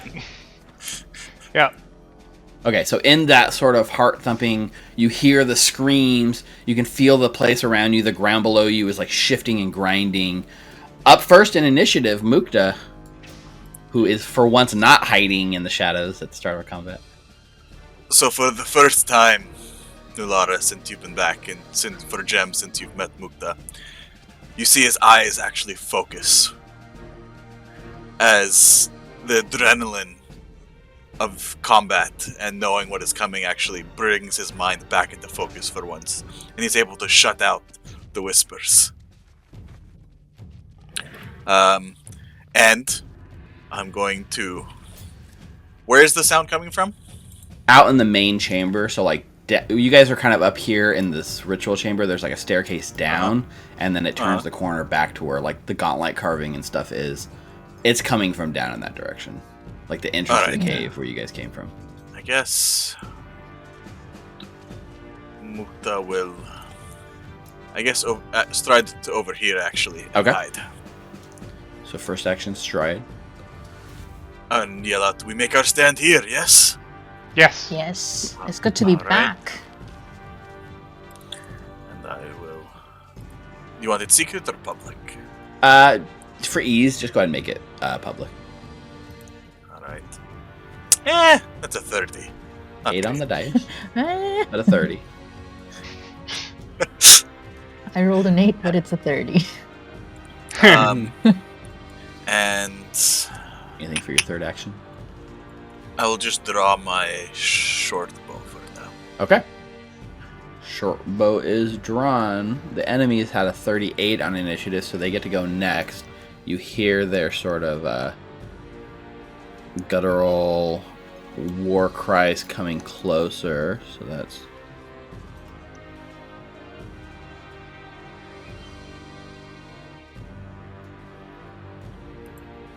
Okay. It seems like on their turn, they spend their whole turn running closer. You can hear their breathing, the movements getting much closer, but they don't come into eyesight of you guys. Hal Harmony, you're up next. Hal is going to play a little ditty on his lute that everybody remembered from last night. And he's going to do a lingering composition, Inspire Courage. With a performance check. Bring me back. He will go ahead and make a performance check. It's been some time. Let's see. How's the performance check going to go? Whoops. Not that one. That one. Roll. 34. 10 on the dice. I'm pretty sure that's just a success for your level. So you can take the 3 round Inspire Courage. I'm looking up the DC by level. You guys are level 11 now, right? I'll take it. Yes. So the DC is 28 at this level, so it's a success. I think he would also then cast Shield on him. Not Shield on himself, but Blur. Okay. Woohoo! Blur. Do we get a hero point for that? That's one of Steve's better jokes. Should be, yeah. Better than when we started off camera with. All right. Yeah, at least we're not in an oasis. Oh. Gemerel, it is your turn. I don't really want to know. Okay. So Gemerel will spend an action to reach. So she'll have had her shield. So she'll have had a shield. So she'll spend one action to grab her shield from the floor. She'll spend another action to reach into the shield and draw her staff from out of the shield. And as she does, the design on the shield, which was of a tortoise surrounded by coral, will disappear and it'll become a sort of plain wooden shield.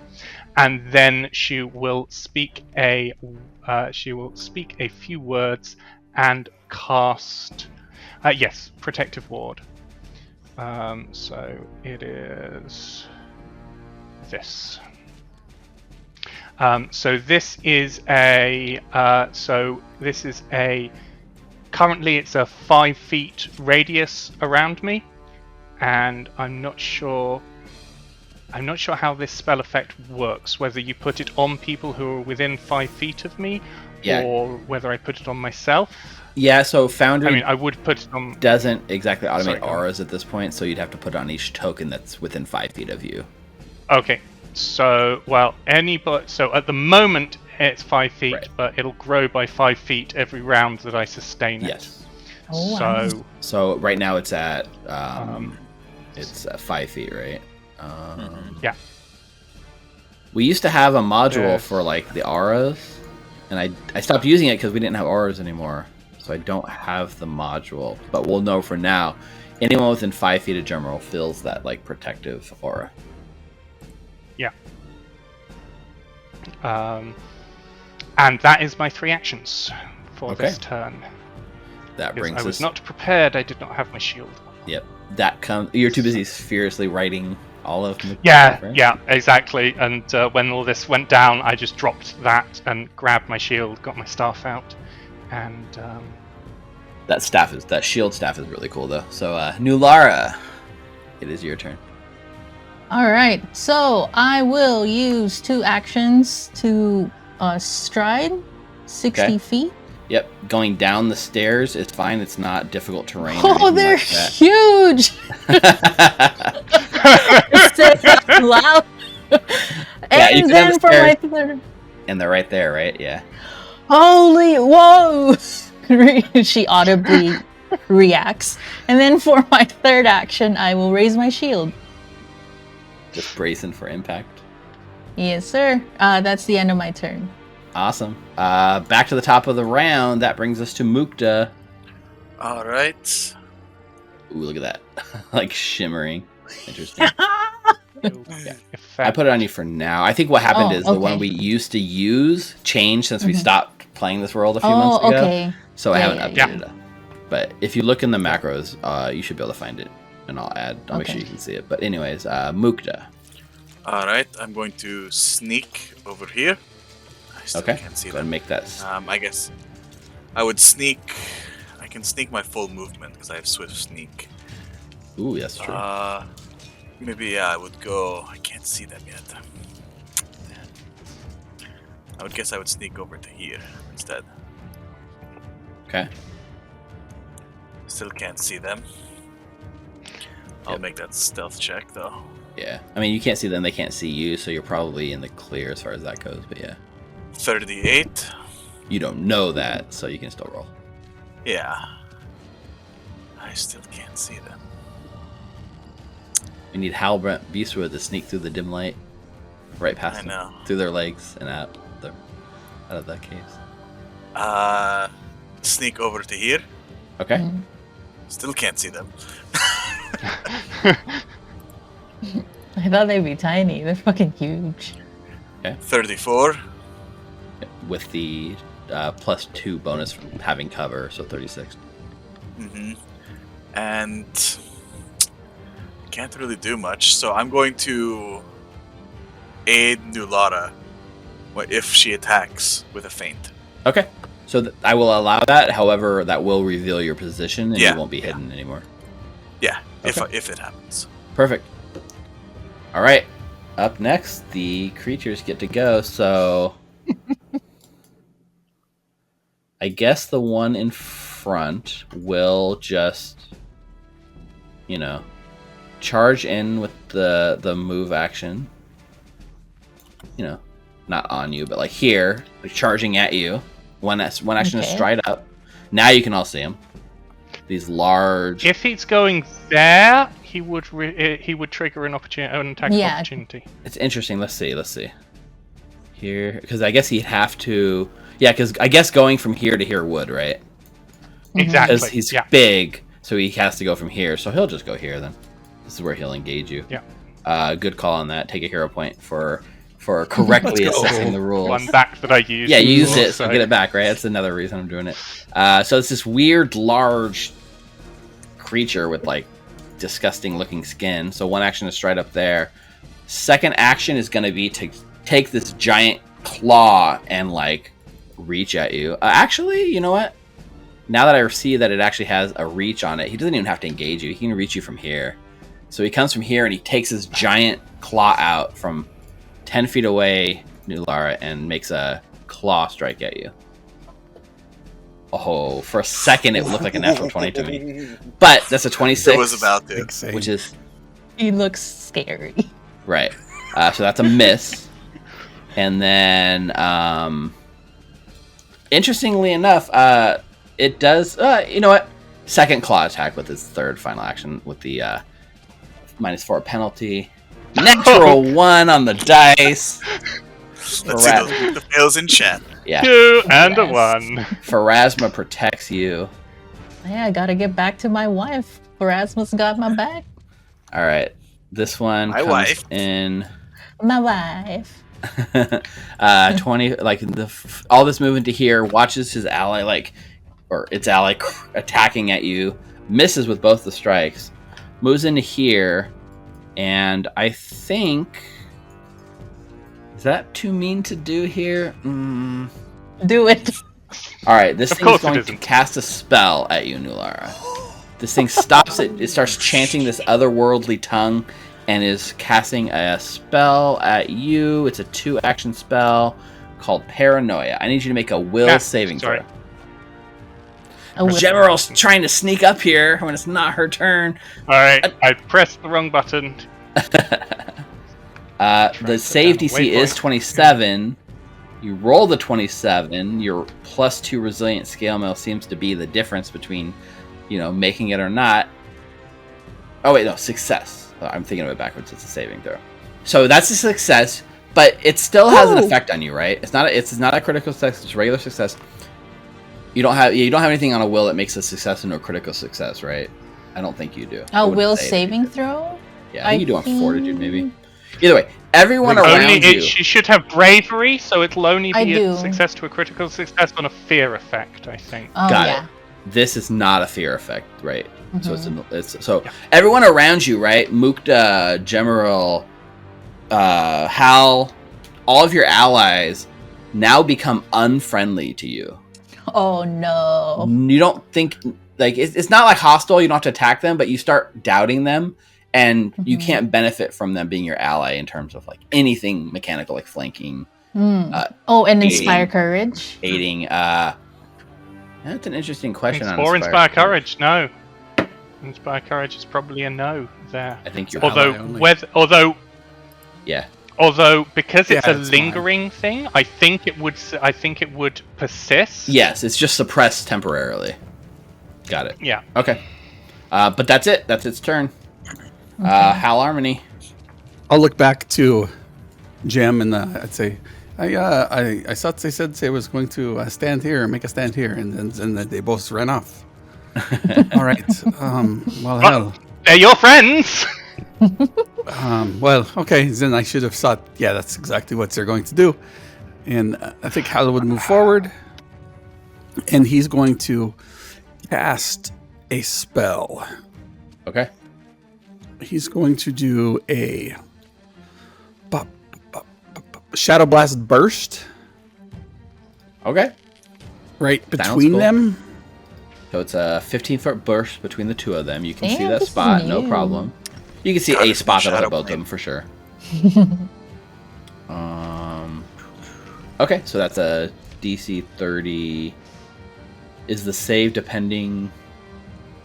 Is it a reflex save? Does it say? With shadow spells, it's either will or reflex, whichever is higher. That's why. Yes. So this is going to be will saving throws. I think it'll probably do it automatically for them. So let's start the first one. No, it's not. Okay, so yes. So will save is higher. So let's do will saving throw for the first one. That's a 29, which is a fail. Nice. And the other one gets a 31, which is a success for half damage. And what type of damage did you choose? Probably Force. Or no, Sonic. Of course it would be Sonic. Because that would be like... Yes, for sure. If it's Hal, it's Sonic. Okay, so the first one takes the full 27 points of damage. The second one takes half of that damage with the save. Nice. Did you move as well? Yes, that's my turn. That was all 3. Okay. Gemerald. Okay, so Gem can just about make it to. So this is what I was trying to figure out how to put down waypoints because I use. I think the you hold thing, control and you click. Yes, I remember now. I tried pressing space, which did what you should see. Yes. But so yeah, I you're fine. think Going down the stairs, she- it's fine. You can move full speed. Going up the stairs is considered difficult terrain. Yeah, because she has 30-foot movement, so can get to here. Okay. In 2 actions, and will sustain her protective wards. So now Mukta, you have the Yeah, so you sustain it, so it's +1 status thing bonus on to it, AC. so- Yep, and it's yeah. everything. So I'll put that in the chat again, 10 so feet you if you can know. put it on your token. So, Yeah, 'cause it's for within the 10 foot. moment- Unfortunately, Nulara cannot benefit from it at the moment. That is correct. It's okay. But it is there, and that's my turn. Anyone in that space right now is Yeah. in the aura. Okay. Yeah. That brings us to Nulara.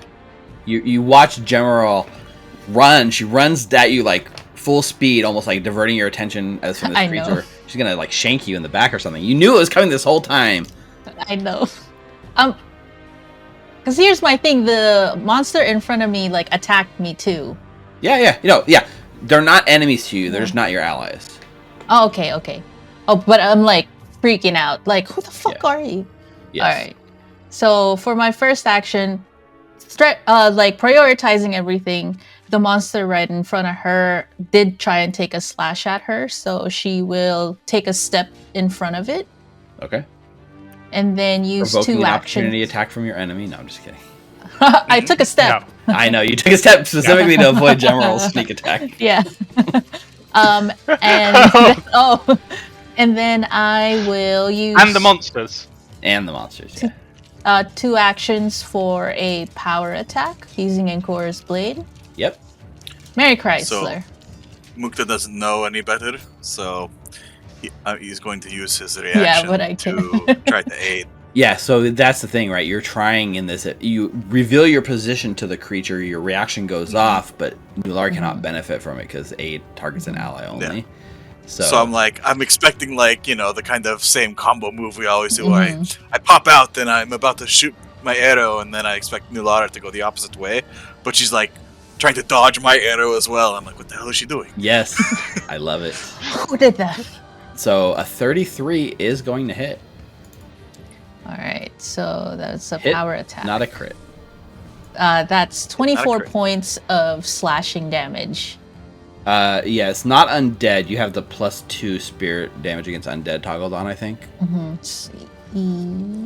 So 2 less than that. It should be 22. Yeah. How do I untoggle that? It It should needs to be on be here. a toggle on your character sheet, no? Oh, okay, gotcha. Okay, apologies.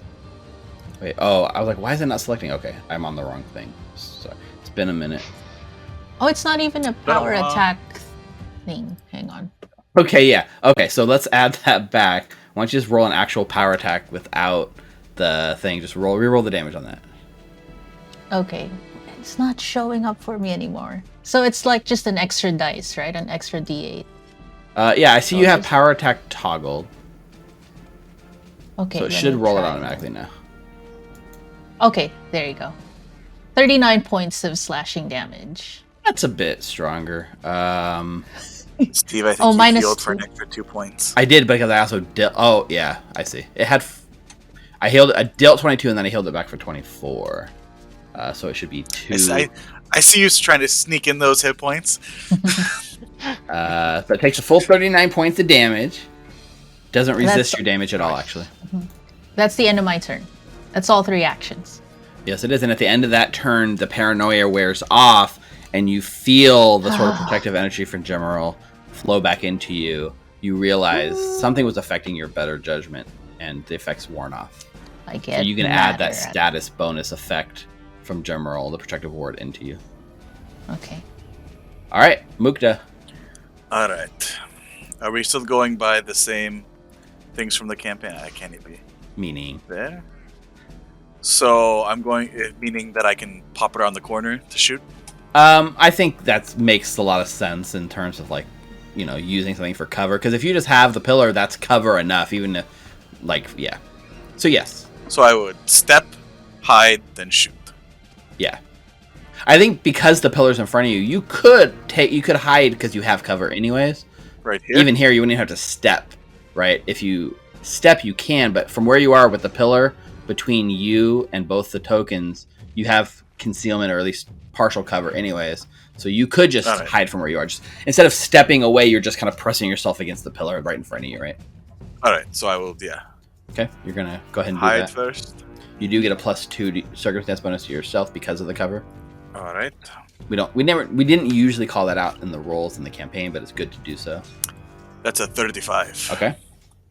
Pretty good. You've definitely beat their passive perception. Interesting. I don't have the flat-footed thing to be able to toggle on. You know why? Because the system What? handles it automatically now, and I can toggle flat-footed on the creature, and it'll automatically do your sneak attack damage. Oh Really? wow, cool. We haven't done a video on this yet, but it is in the system now. All right. So then I will shoot the one that I was engaged with my composite short. Yep. Oh boy! Natural 20! Wait, Let's no, go, Mukta gets the Mukta. ones. Why did you roll a natural 20? That's not how the script went. Crits in chat. Ooh, damn! I want to see this. Explode those dice. Roll the damage. Let's Come see on. the damage. 100. Oh, I rolled a 1 on my... Okay, so Immobilized. yeah, I mean your dice weren't. It wasn't huge, right? You did the 17 physical damage and the 14 precision. Oh, you got 2 1s on your damage dice, even on your fatal dice. Yeah. That's rough. So okay, but here's the thing: 31 points of damage, pretty sizable. Because it's a crit, you have the debilitating strike.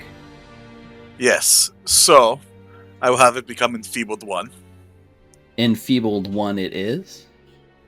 Right? Yes. And because of the critical specialization, it is now pinned to the wall. That is great. So you've taken its shoulder and pinned it against the wall it's standing against, and this giant creature with your crossbow bolt pinned against the side of this temple. Arrow, yeah. What's that? Arrow, not crossbow bolt. Oh, that's right. Short bow. It's been a while. Yeah. It's been a while. It's been a Been a while. while. So Yeah. that's still only 2 actions as well. Yes. So third action, I'm going to hide again. Okay. Makes sense. Awesome turn. That's what Mukta does. Well, there's the one. Thank you. The You one. never There we it out. You know what? I'll take it still. At least they're in the right order. Mhm. I'm trying to hide, but I'm so excited that I hit well. Like my tail is like going back and forth. That's cute. Yeah. All right, so pinned against the wall. Geez, I guess this thing would instinctively want to free itself, so it's gonna spend an action to yank the the arrow out of its shoulder. It's an interact action, which is manipulate action, which Nulara can trigger your opportunity attack. Yes, sir. So that would be. Wait, it's not flat-footed to Nulara, right? Only you did the enfeebled. He's Yeah. immobilized, though. Yeah. Does that do anything? Probably. Immobilized. Immobilized. He just Doesn't, can't. it's not flat-footed, at least. No. Okay. All right. Yeah. So attack of opportunity. That would be 35 to hit. It's a hit, not a crit. Okay, It doesn't perfect. Not a interrupt. crit. It doesn't interrupt the pulling of the arrow. Okay, and because of my disorienting opening, he's flat-footed until my next turn. Oh, okay. Hang on. To you or to Let me bring it everyone? up. To everyone. Disorienting opening. Use your foe's weakness Yep. until the Yeah. start of my next turn. It's flat-footed to everyone. Okay, so 38 on the dice. The DC was a DC 10. Oh, I didn't even take the damage yet, right? That's true. 24 points of damage, not bad. Yanks the arrow out. What was that? It frees itself. Yeah. What was the DC, like 10? Yeah. Throws the More just arrow breaks it. down the cave, right? So that's one action. Roars in anger and takes his anger. Takes I mean, his. it's more just taking action from him, which is useful. Yeah. It wastes action and triggered an opportunity attack. It was pretty good. It's going to target Nulara with a jaw strike with the second action. Ooh. So, Reflexive shield into shield block. do you have a reaction for that? Ooh. I know you have multiple reactions, possibly. I have a quick shield block here. I can bring my shield into place with hardly a thought. Yes. It's a passive. Yeah, it's just if you. Yeah, it's just if you. Oh yeah, you could do Yep. So you can you have a reaction dedicated to this, so you are able to use your second reaction because you already attacked for one action. Get the shield I up. also have another one for an attack of opportunity. So I love you fighters. You got up to 3 reactions per round. Yeah. That crazy. checks out. So technically, you use one reaction opportunity attack, one on your shield. Like you still have a free form reaction to spend on anything. Wow. Okay. So No, one of the reactions was to no, that's right. Yeah. So Make a note, I will damage play a fighter next time. 20. Oh wait, did I roll? I rolled jaws, but it's supposed to be claws. You did say jaw. Yeah, you did a Oh. Strike was a jaw strike. You did a jaw strike. Actually, jaw strike makes sense. Okay, so jaws. So 24 points of damage. Actually, no, maybe not. Maybe not. Oh. Are you? You're neutral, right? I mean, I'm neutral good now. Oh, Oh, and neutral. if you're Yeah. no, you just Neutral said it. good, You just yeah. said neutral good. Yeah, no. I'm changing it here. Okay. Neutral good. Yeah. If you're Is that a neutral thing? good, for the first time, you feel the evil damage of this creature pulse through. So you do take the full 24 points of damage. Okay. It sucks to be good, doesn't it? That's And what's 24. Also, oh, sorry. Go ahead. No, good. You got a question? Aggressive. No, never mind. Yeah, the He's 24. already Like, flat-footed. Yeah. you can shield block that, right? Because you had the shield up. If you wanted to take, like, reduce it by your shield. Oh, I did. Hang on. Why didn't it do it? Block, damage. I don't know why it didn't. So I'll just add it manually. Maybe because you didn't. Maybe raise the shield again. I don't know if it's that hard up to do the shield block thing. That's okay. I'll just add. There you go. There you go. Oh, there you go. There you go. But did you heal Yeah, the damage 24 shield. back already? No, I took the 24 off. Okay, So that's good right there. And So then just heal yourself by 24 again. with his Okay. third and final action, in the jaw that's come down on your head, Nular, it's grabbed you, and you are Oh. now grabbed by this creature. So that means you are flat-footed, immobilized, and if you do any kind of manipulate action while grabbed, you must succeed at a flat check. Okay. Damn. Yep, and it's in your mouth, and as it's in your mouth, you can tell this thing's disgusting. There's like toxic boils on its skin that's kind of like popping and running down your face, and the saliva is just dripping. Oh. And it, now that you're good, you can feel the evil, pervasive evil Yeah. on you. All right, so you're now grappled. So now No, you put her down. No. this. Oh, how the turntables. Oh man, this is kind of funny. So this thing here, it moves to here, right? Oh no.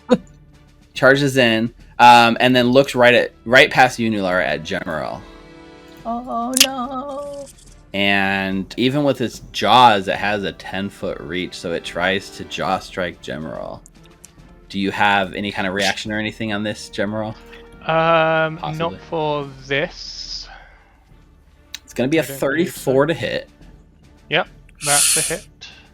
Now, General is also neutral good, correct? Yep. So you will also take the evil Yep. damage. Low damage rolls, only 22 points of damage. That's fine. And with their third action, they do the same thing and grab you in the jaw. So both Nulara and General are currently Goodness. engaged in these creatures' mouths. Same thing, boils, disgusting, bad breath, the whole 9 yards. That is Yeah. All right, fine. Hal. Oh, hell, here we go again. Come on, you guys. Got to do something. Nulara, go faster. And we'll cast haste Ah! on Nulara. Yep. Just in range. So Nulara can add the quickened effect. That's my turn. Did you move up as well? I missed it. Yes, I moved up. Perfect. All right, Gemeril. Okay. Okay, so I will... I think I am going to sustain my protective ward. I think that's important. So everybody can... so that's one action. And then the other two actions, I'm going to cast Freedom of Movement on myself. Nice. Okay. Nice. Clutch. Nice. So freedom of movement is a somatic verbal. Smart. So this is technically a manipulate, or sorry, it's a it takes the motions, right? So while you're grabbed, this does take a DC 5 flat check. That is true. So let's roll a d20. You got this. Yep. Let's go for it. Yeah, no problem. So the that's fine. spell goes off. You are... So freedom of movement makes you... So basically it'll mean that when I try... Unfortunately, I don't have the Yes. action to escape, but when I try to, I automatically succeed. Nice. Yep. So you can just like slip out of the jaws whenever it comes up. All right. Exactly. Amazing. I I think that was all 3 actions, right? That was all 3 actions, yes. All right. Well, Great Nulara. turn. All right, I would like to use an action to escape. Okay. You go ahead and make that check. What check is that? It's an it's athletics check or Athletics. Sorry. Okay. Yeah, it's an athletics check against the creatures. It's a 41. Nice. Well, whatever it is, you succeeded. So wait, let me see. I So, tumble out escape, of right? this evil, disgusting. Athletics DC. So its Maul. athletics DC is I've been bitten by worse. 20. Oh, sorry, 34 was the target. So 41 is a success, but not a critical success. Okay. Okay. So you succeed. You are free. You can remove the grappled, immobilize, and restrain condition. You are no longer grappled. Okay. Wrong person. If you critically succeeded, you could also move up to 5 feet. That's cool. Okay. All right. So you're I out of- remove the grab. Yeah, I just moved it up.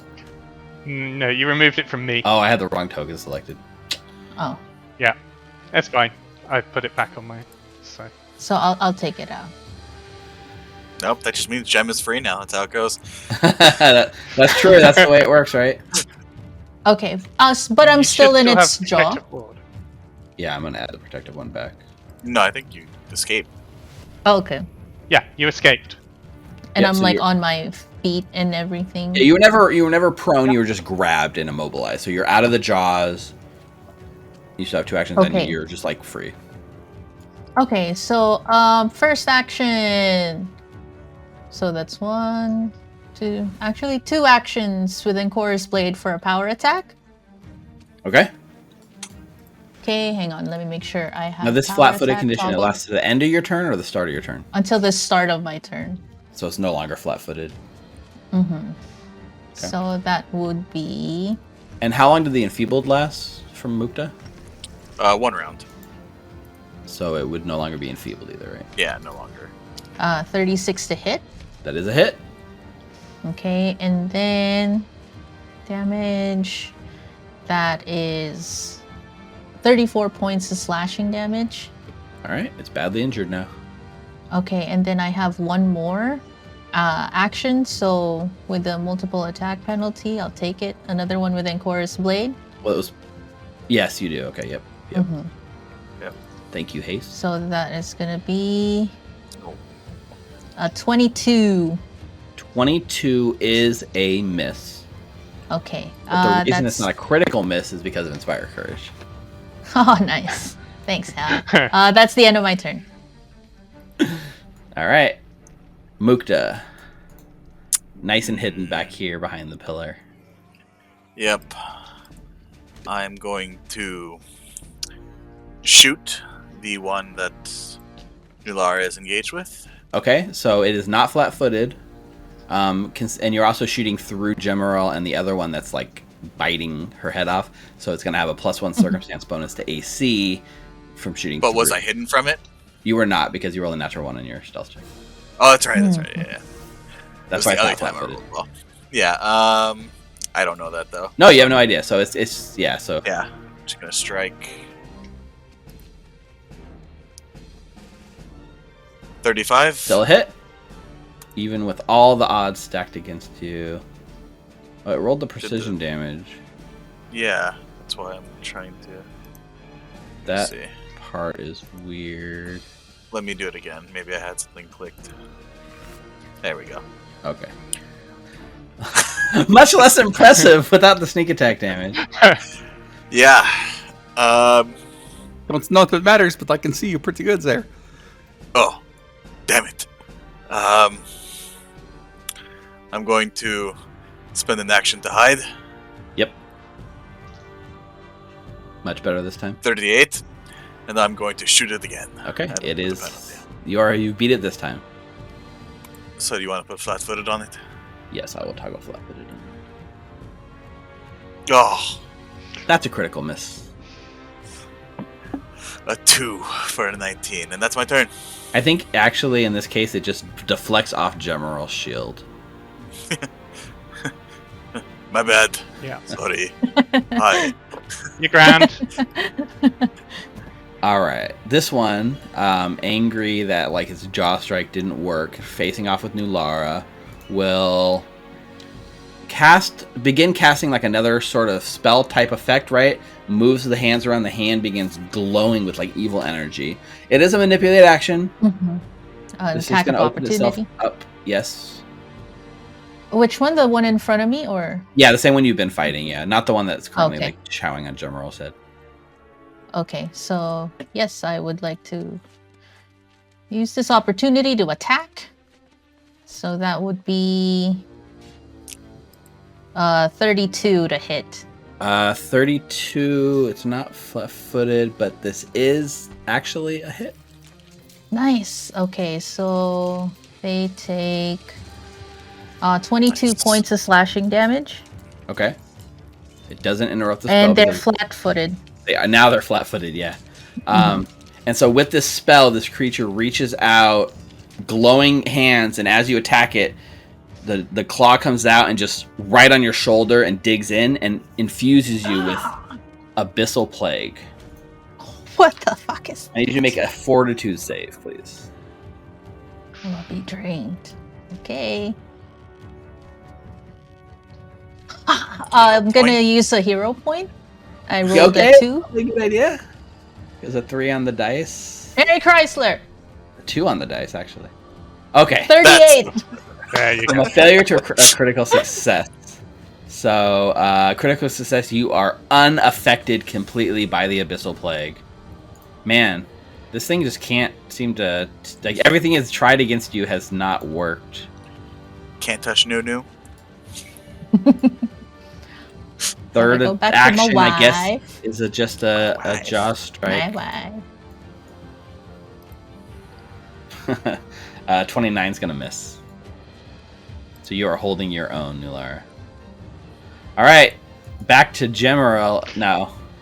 Sorry, did you have something you were gonna say? Quick question. Were you... Yeah, it won't affect that result, but I don't think Nulara has her shield up at the moment. Was the shield raised still? No, I didn't have it raised. But the shield raise effect, I think, is still on her It's on there, but it's marked as for expired. some reason. Okay, then I that's can fine. take. I'll just take it off. Sorry. Yeah. My bad. So Um, this thing starts its turn with you in its head or in its mouth. okay. It uses an action called Poisonous Pustules. That sounds great. Right? Toxic fluids from its body and inside of its mouth just pop and run into your open mouth, into your body. I need you to make a basic Fortitude save. DC 30 Fortitude saving throw. That is a failure. 25 will be a failure. So No, I'm not gonna hero point that. okay. There's no point. 24 I'm just gonna points take the of poison damage. Yep. And then with its second action, it's gonna use the grab to sustain the grab, since it's clamped around your head nice and good. It has no idea you cast freedom of movement. Except it cannot do that anymore. Well, it doesn't. It automatically fails. Is it automatically fail if it tries? I'm pretty sure that that freedom of movement means it automatically fails when it tries. That is awesome, because it didn't know that you had that effect. It says, while under the spells affect the target nor things that would give them, and they automatically succeed. It says when you attempt to escape, you automatically succeed. I don't know if it says you automatically. It's interesting. Pretty sure. We'll look it up and figure it out. But either way, it probably fails. Third action, it actually claw strikes you because it thinks it has you in its jaws. 39. That will absolutely hit. Yeah, that's going to be a... So here's the important difference here. If you are still in its jaws, you're flat-footed, and this is a crit. If you're not actually in its jaws anymore, it's not flat-footed, and it's a regular hit. Okay, so... What I read on freedom of movement, based on what you put in the chat earlier, it says if you attempt an escape, it succeeds, right? Not the grab fails. It's just you can slip out. Yeah, no, that's correct. So this is unfortunately going to be a crit on poor Gemma. That is going to be a crit. Yep. Yep. That is. Let's cross our fingers on this damage. 54 points of damage. I am still You're alive. Up. Oh boy! Look at that. Take it like a boss. Mukta would have been Yes. Let's go, Jen. All right, Harmony. Hal will continue to sing. He'll actually do a 1-round Inspire Courage because it ran out at his initiative. Oh, good point. So everybody gets it for 1 round. Okay. And seeing Gemrel in a bad way, he's going to cast a 4th level soothe, excuse me.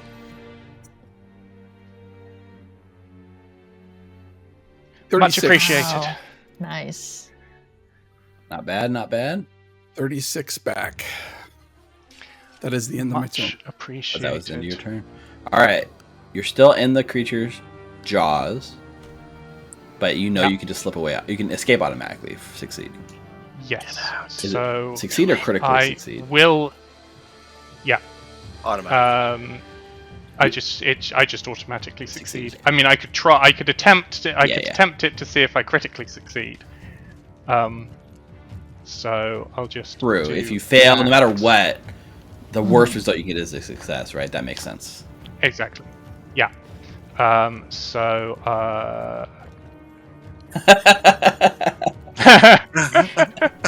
Well, the Good good news that you is, have that spell. good news is you I succeed. succeed. You succeeded. I do indeed succeed.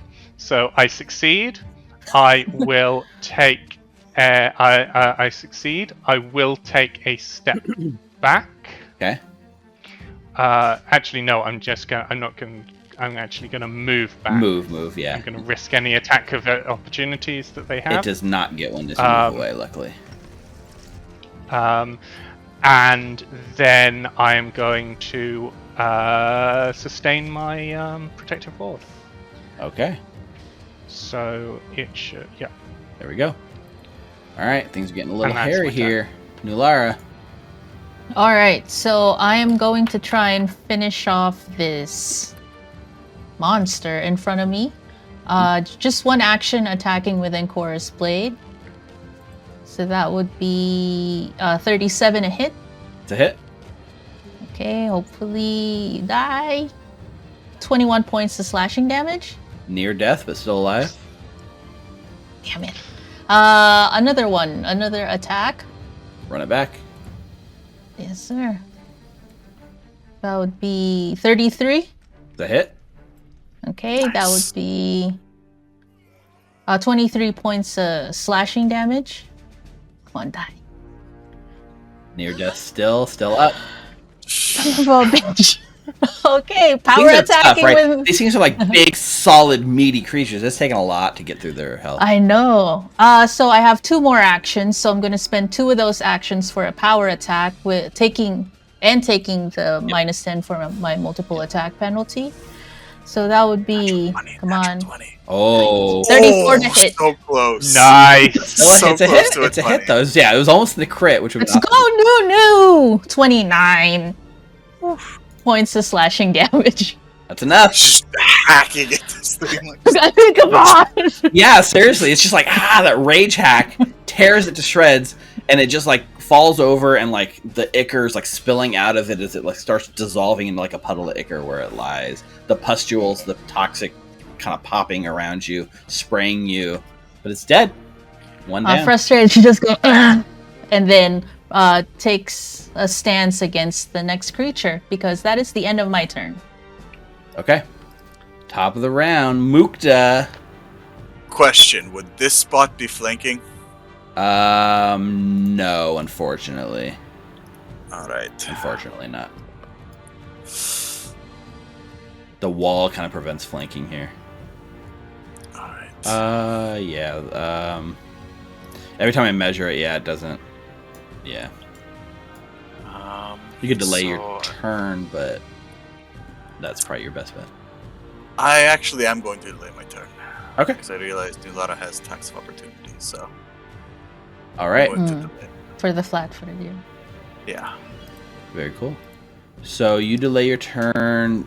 I'm going to add this one to the initiative just so that I can take this one off initiative. Okay, so the one that died was the bombastic. Now we're on the lucky one, who's so far... I don't know if he's been that Pretty lucky. He got hit with the Shadow Blast. Yeah, that's basically it. Yeah, you know what it does? It pursues its prey. It strides towards Gemerald. It's going to trigger an opportunity attack here, Nulara. If you are going to stop it, this is your shot. Come on. Let me make sure I have it toggled off. That would be 28 to hit. It's going to miss. Are you hero pointing? I don't have a hero. I don't have one anymore. Oh, you already spent it? Yeah. All right. Mm-hmm. Okay, so strides forward. Gemerald! Yep. Charges at Gemerald. I guess it only needs to get within 10 feet because it does have reach. So it strides to here. Damn, the music's pretty dramatic. Too. Yeah, it let's just do another jaw strike. Natural one. Oh my god, that is a natural 20 right there. Oh my god. That is a natural 20. And pretty high Oh my damage. god. 74 points of damage on Gemerald. Well, that is me down to dying too. Yeah, so critical hit. Oh my god. Down to dying 2. Why are you trying to kill David off, Steve? He's a guest. For the kids! For the kids.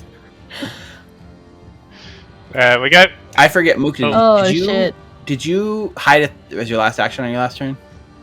No, I did not. So it is aware of where you are. Mm-hmm.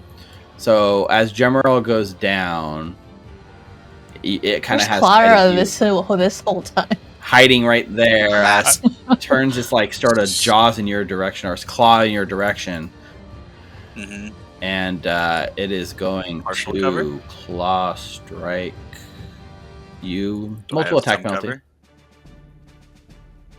From the pillar, I believe. Yeah, right? you would have partial cover from the pillar for sure. So you'd add +2 to your AC, which makes the total like it's 39 against your. It's a hit, not a crit. It is a hit, not a crit. Yeah, and you are not good at all, right? No. Okay, so you're not going to take the evil damage. Chaotic neutral. So it's actually 23, not 27. All right. Okay, I'll just heal 4. but that is its turn. Halarmony. Would I have heard the ah? Oh of god, yeah. Gemerald? Yes. I would have said, Gemerald, no! Probably gonna fall Same. over here. I guess actually I can stop right here because you did delay your turn, Mukta. Would you like to take your turn at this point, or are you holding a little longer? I'll let Hal go Yeah, okay. first. So yeah, you stride over. You can see General lying there unconscious, blood everywhere. Yeah. Staff. General's initiative everything. should move. Yes. Yeah. Good call. Damn, man. I thought I had to worry about Mukta. I will cast a 6th level Soothe. Oh, rise, child. All right, 56 health. Points That of is health. 56 back. These things are Okay, tough. so I am no longer dying, but I am at wounded. Yep, you are wounded, but no longer dying. Your staff, everything's falling out. Like you're just lying there. Don't move! You can tell the attention's been Yeah. switched over to Mukta. Yeah. It's my turn. Yeah, now would you like to go, Mukta? Yes, I would. Okay. I would stride to here. Yep. Drop my short bow. Okay. Which you can actually toggle now, right? In the new system of Foundry, you can actually drop it to dropped, which is cool. Yes. And I will quick draw my rapier and strike. And I believe they are flat-footed. They are absolutely... Actually, you know what? I'm not going to toggle it because the system should be smart enough to know it's flat-footed as long as you target it and not yourself. Let's see. And it sees an ally on the opposite side of the token, it should treat it as flat-footed, and we're going to find out if I'm a liar All or right. not. That's a 41. That is absolutely a critical hit. Let's go, Mukta. And it did come up as Let's flat-footed on go. my end. All right. So that's crit. Woo, roll them dice! 61 points of damage. Sorry. I'm peeking. Nice. 61 point damage is a lot. You get a debilitating strike choice. I'll make him enfeebled one. Enfeebled 1. And what is the crit specialization of your... Oh, They it's are flat-footed. flat-footed until the start of my next turn. Alright, so now you've knocked it off flat-footed for everyone, not just the flank. Mm-hmm. Alright, it's only injured, that's- though. 2 actions. For my third action, I will cast shield. Use that magic. The shield goes up. Alright. Nulara. I don't know if, well, she doesn't know if it understands her or not, but she'll say, "Oi! She's just trying to learn," and then use 2 actions for a power attack using a chorus blade. Okay. It is flat-footed for a multitude of reasons at this point. That's a critical That hit. would be 42. 42 is a critical hit. Crits and chat. Go. Chris, this is the combo, right? This is the combo that Mukta was looking for Yeah. earlier. In the fight. Yeah. 20s. Oh, sorry. I was like, what? What type We of will damage avenge is you, that? Julia. That is 78 points of slashing damage. 78 points of slashing, and it's knocked even more flat-footed by Nulara. Mukta knocks it one way, Nulara knocks it the other way. I will take another attack on it. Yep. So that would be... Oh man, I should have done this separately, but it's okay. Worse. Sorry. I think so. This is what we see, right, General? Like you, that's gonna be a miss, unfortunately. 24. You got chewed up alive, right? You don't know how much time passed, but you come back alive. Yeah. And you just watch Mukta and Nulara tag teaming the crap out of this thing, beating the shit out of it like a single unit. It's got to be. It's a much different picture than they've painted Yeah. on your travels with them so far, right? Yeah. And then No, I, that's cool. I still have one more action, so I'll raise my shield. Run! Yeah. General! Very cool. All right, General, you are prone. Nothing in your Oh, hands. it won't I am let me prone. raise my shield. I don't know. Did And your spell drop your sustain? I don't know. So I don't think Right, so. I don't think so. I don't think so. I'm gonna say no. No. So your spell's still. But it probably will drop after this because I'm a little bit pissed and I'm going to try this and I'm going to spend all 3 actions while I'm on the ground hitting it Nice. with Scorching Rays. Nice. Ooh. It's flat-footed. It is flat-footed. So you make a single spell attack roll per So the heightened version, it's still one roll, but it's multiple increased damage. Is that correct? Yeah. Awesome. Yeah. Target that thing. And I can't remember what level do I have? No, it's only a second level. I'm only using it at second level, so it's but the first one is 2. Should I use my hero point on that? Here's the thing. Yes. Even if you don't have a hero point, I'm giving you one in this moment because mechanically, story-wise, this idea of like not even just shoving yourself to safety, staring it down and putting yourself at risk to take it down. Take a hero point for that choice alone. Oh, that's good. There you go, 33. Okay, Nice. hit, but not a crit. Yeah, so that's the first one. Kind of sucks that being prone affects it, but I guess it still kind of makes sense. Then oh no, it should be 46. Yeah, so so I think you just have to click the other one. The spells don't necessarily. You can just roll it again, and I'll just add both of them. I'll just roll it again. Yeah. Oh, sorry. That was the second. That would have been the second attack roll, which is a hit. Second damage. Yeah. So 7. So then another 46. So I'll just roll 46. That works. So 6 from one. Yeah. 46. So that's another 46. Nice. Sears it even more. And then the third one will miss. That one is a miss, unfortunately. Yeah, that one is a miss. But yeah, so just shoving fire in its face, and the spell and the protective ward does drop.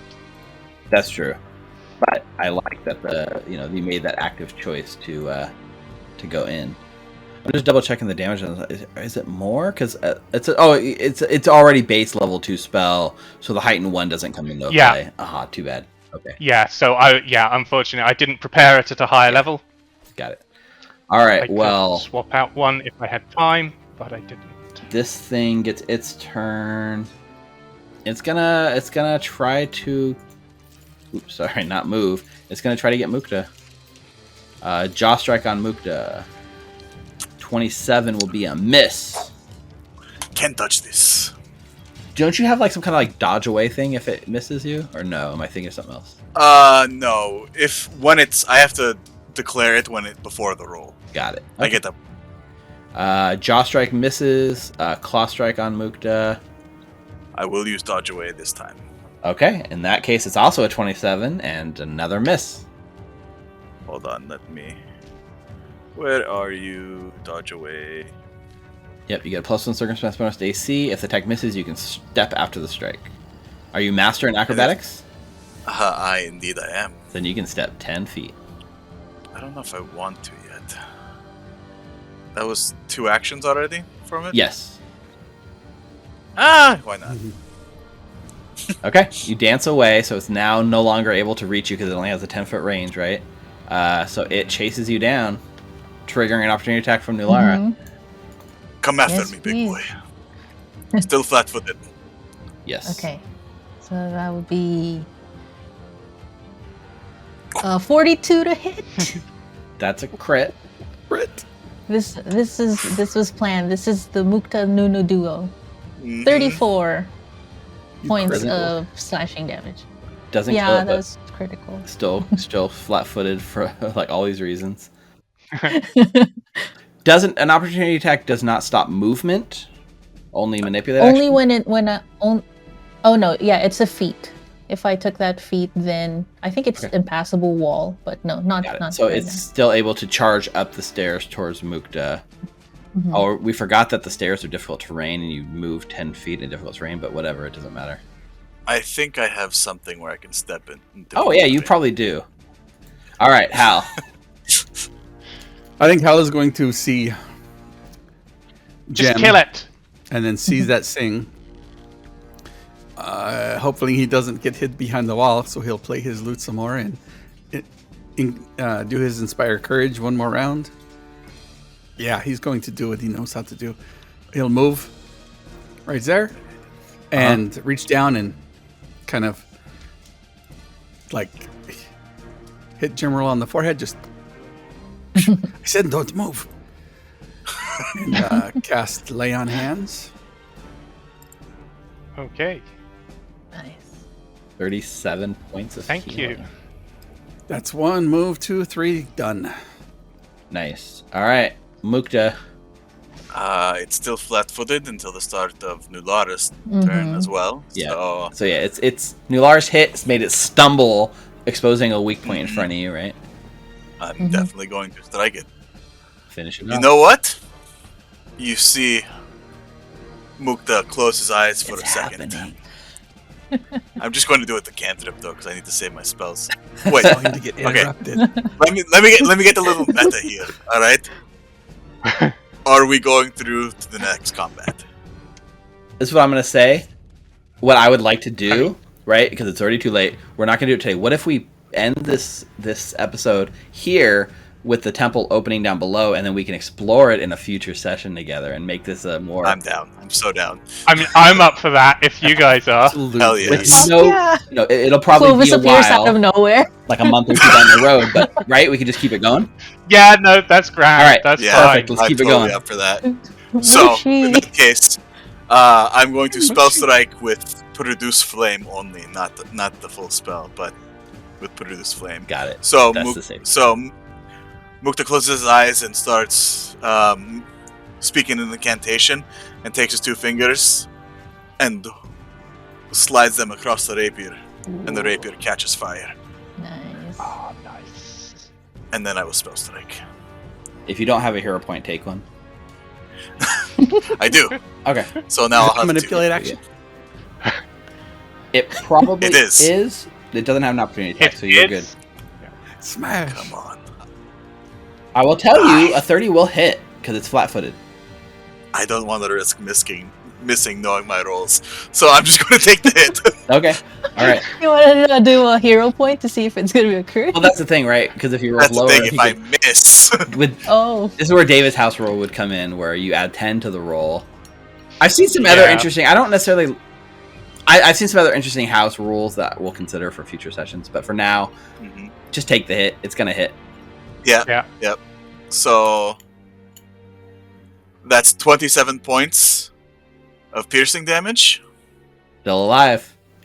and then the 22 points of Wow. fire damage. Not anymore. Let's go. Nice. I Let's just go. pierce it straight in the heart, and the fire begins to spread along its body, and it burns away its boils and pustules Ew. until it's no more. Where it was probably smouldering from the Scorching rays. the scorching ray, Oh yeah. and then it just absolutely catches fire and burns down to the ground. Fire. So in this case, the actual cool thing I like about this, the spell strike is what made the difference here, because it was the spell damage is what actually pushed it over the edge Yeah. to dying, right? Mhm. So you watch as Mukta runs it through. It explodes. You know, it like falls down. It's got ichor burning away all its pustules. It really wanted you. It like stops moving. Ugh. Your heart's beating fast. General looking pretty rough. You guys have successfully defeated this creature. These 2 creatures, right? Which, by the way, that was just a moderate encounter. This was 2 level 11 creatures. Yeah. But they were like, Oh yeah. No, that makes sense. That makes sense. I mean, like only one of us went down, and even then, I'm Yeah.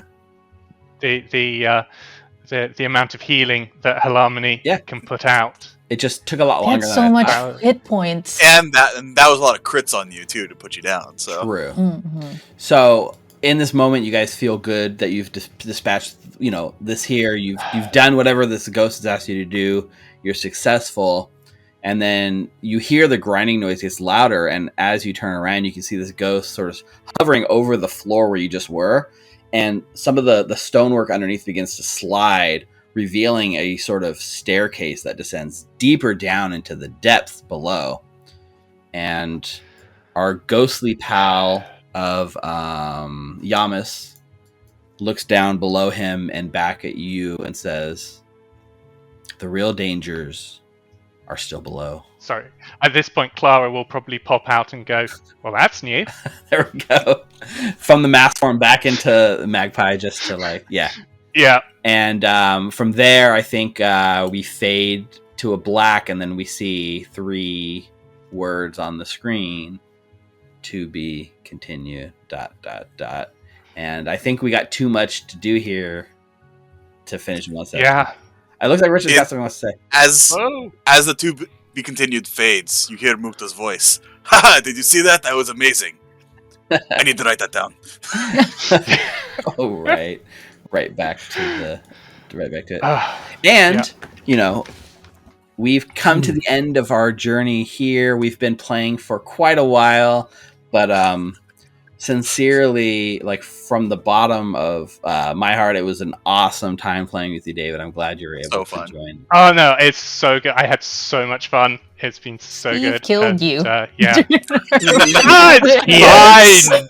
It's like, yeah. No, I'm absolutely fine with that. Yeah. You took it like a champ. And I'm not dead yet. No. Yep. I'm not Dying 2 is not dead, as we learned. Yeah. He's like wounded 2 now. Wounded 1? Wounded 1. I think. Wounded 1. Wounded 1. But that treat wounds will I got you. will clear me of that. Mm-hmm. And now we have a ghost. Now we have a ghost that can tell us maybe a little bit about what's down there. Not too many spoilers, but I may be able to prepare appropriate spells. See, there you go. A couple of appropriate spells. And maybe what you just faced might give you a little bit of a clue of what might be down below as well. Yes, right? You've learned a lot more. Indeed. Yeah, while treating wounds or something like that, definitely do some recall knowledge. Recall knowledge, I like it. Just like the channel name. Wow, he said the thing. So for this episode and from Recall Knowledge to you, David, thank you for your support of our channel. Thank you for the support for Extra Life down below. You too at home can be a hero just like David and donate to the Extra Life campaign this year. Help us get another gold medal, guys. It's going to be awesome. So and maybe Steve can kill you too. Yeah, that's true. Maybe you can play with us and I'll kill you. An honor. It's an honor. So it's been an honor. Yeah. So anyways, that's going to do it for us on this episode of, we don't have a name for this episode of Abomination Vaults Epilogue / Extra Life Stream, whatever it's called. That's going to do it for us on this episode. Thank you to Ninna, Richard, Rick, and David. I wanted to say Mike in there, but for joining us on this episode. Clovis is gonna pop out next time. Yeah, I mean, what if Clovis is just sitting outside the cave, like, been waiting for you guys? Yeah, that'd be fun. So until next time, stay safe, stay healthy, and we'll see you around. Bye. Bye. Bye.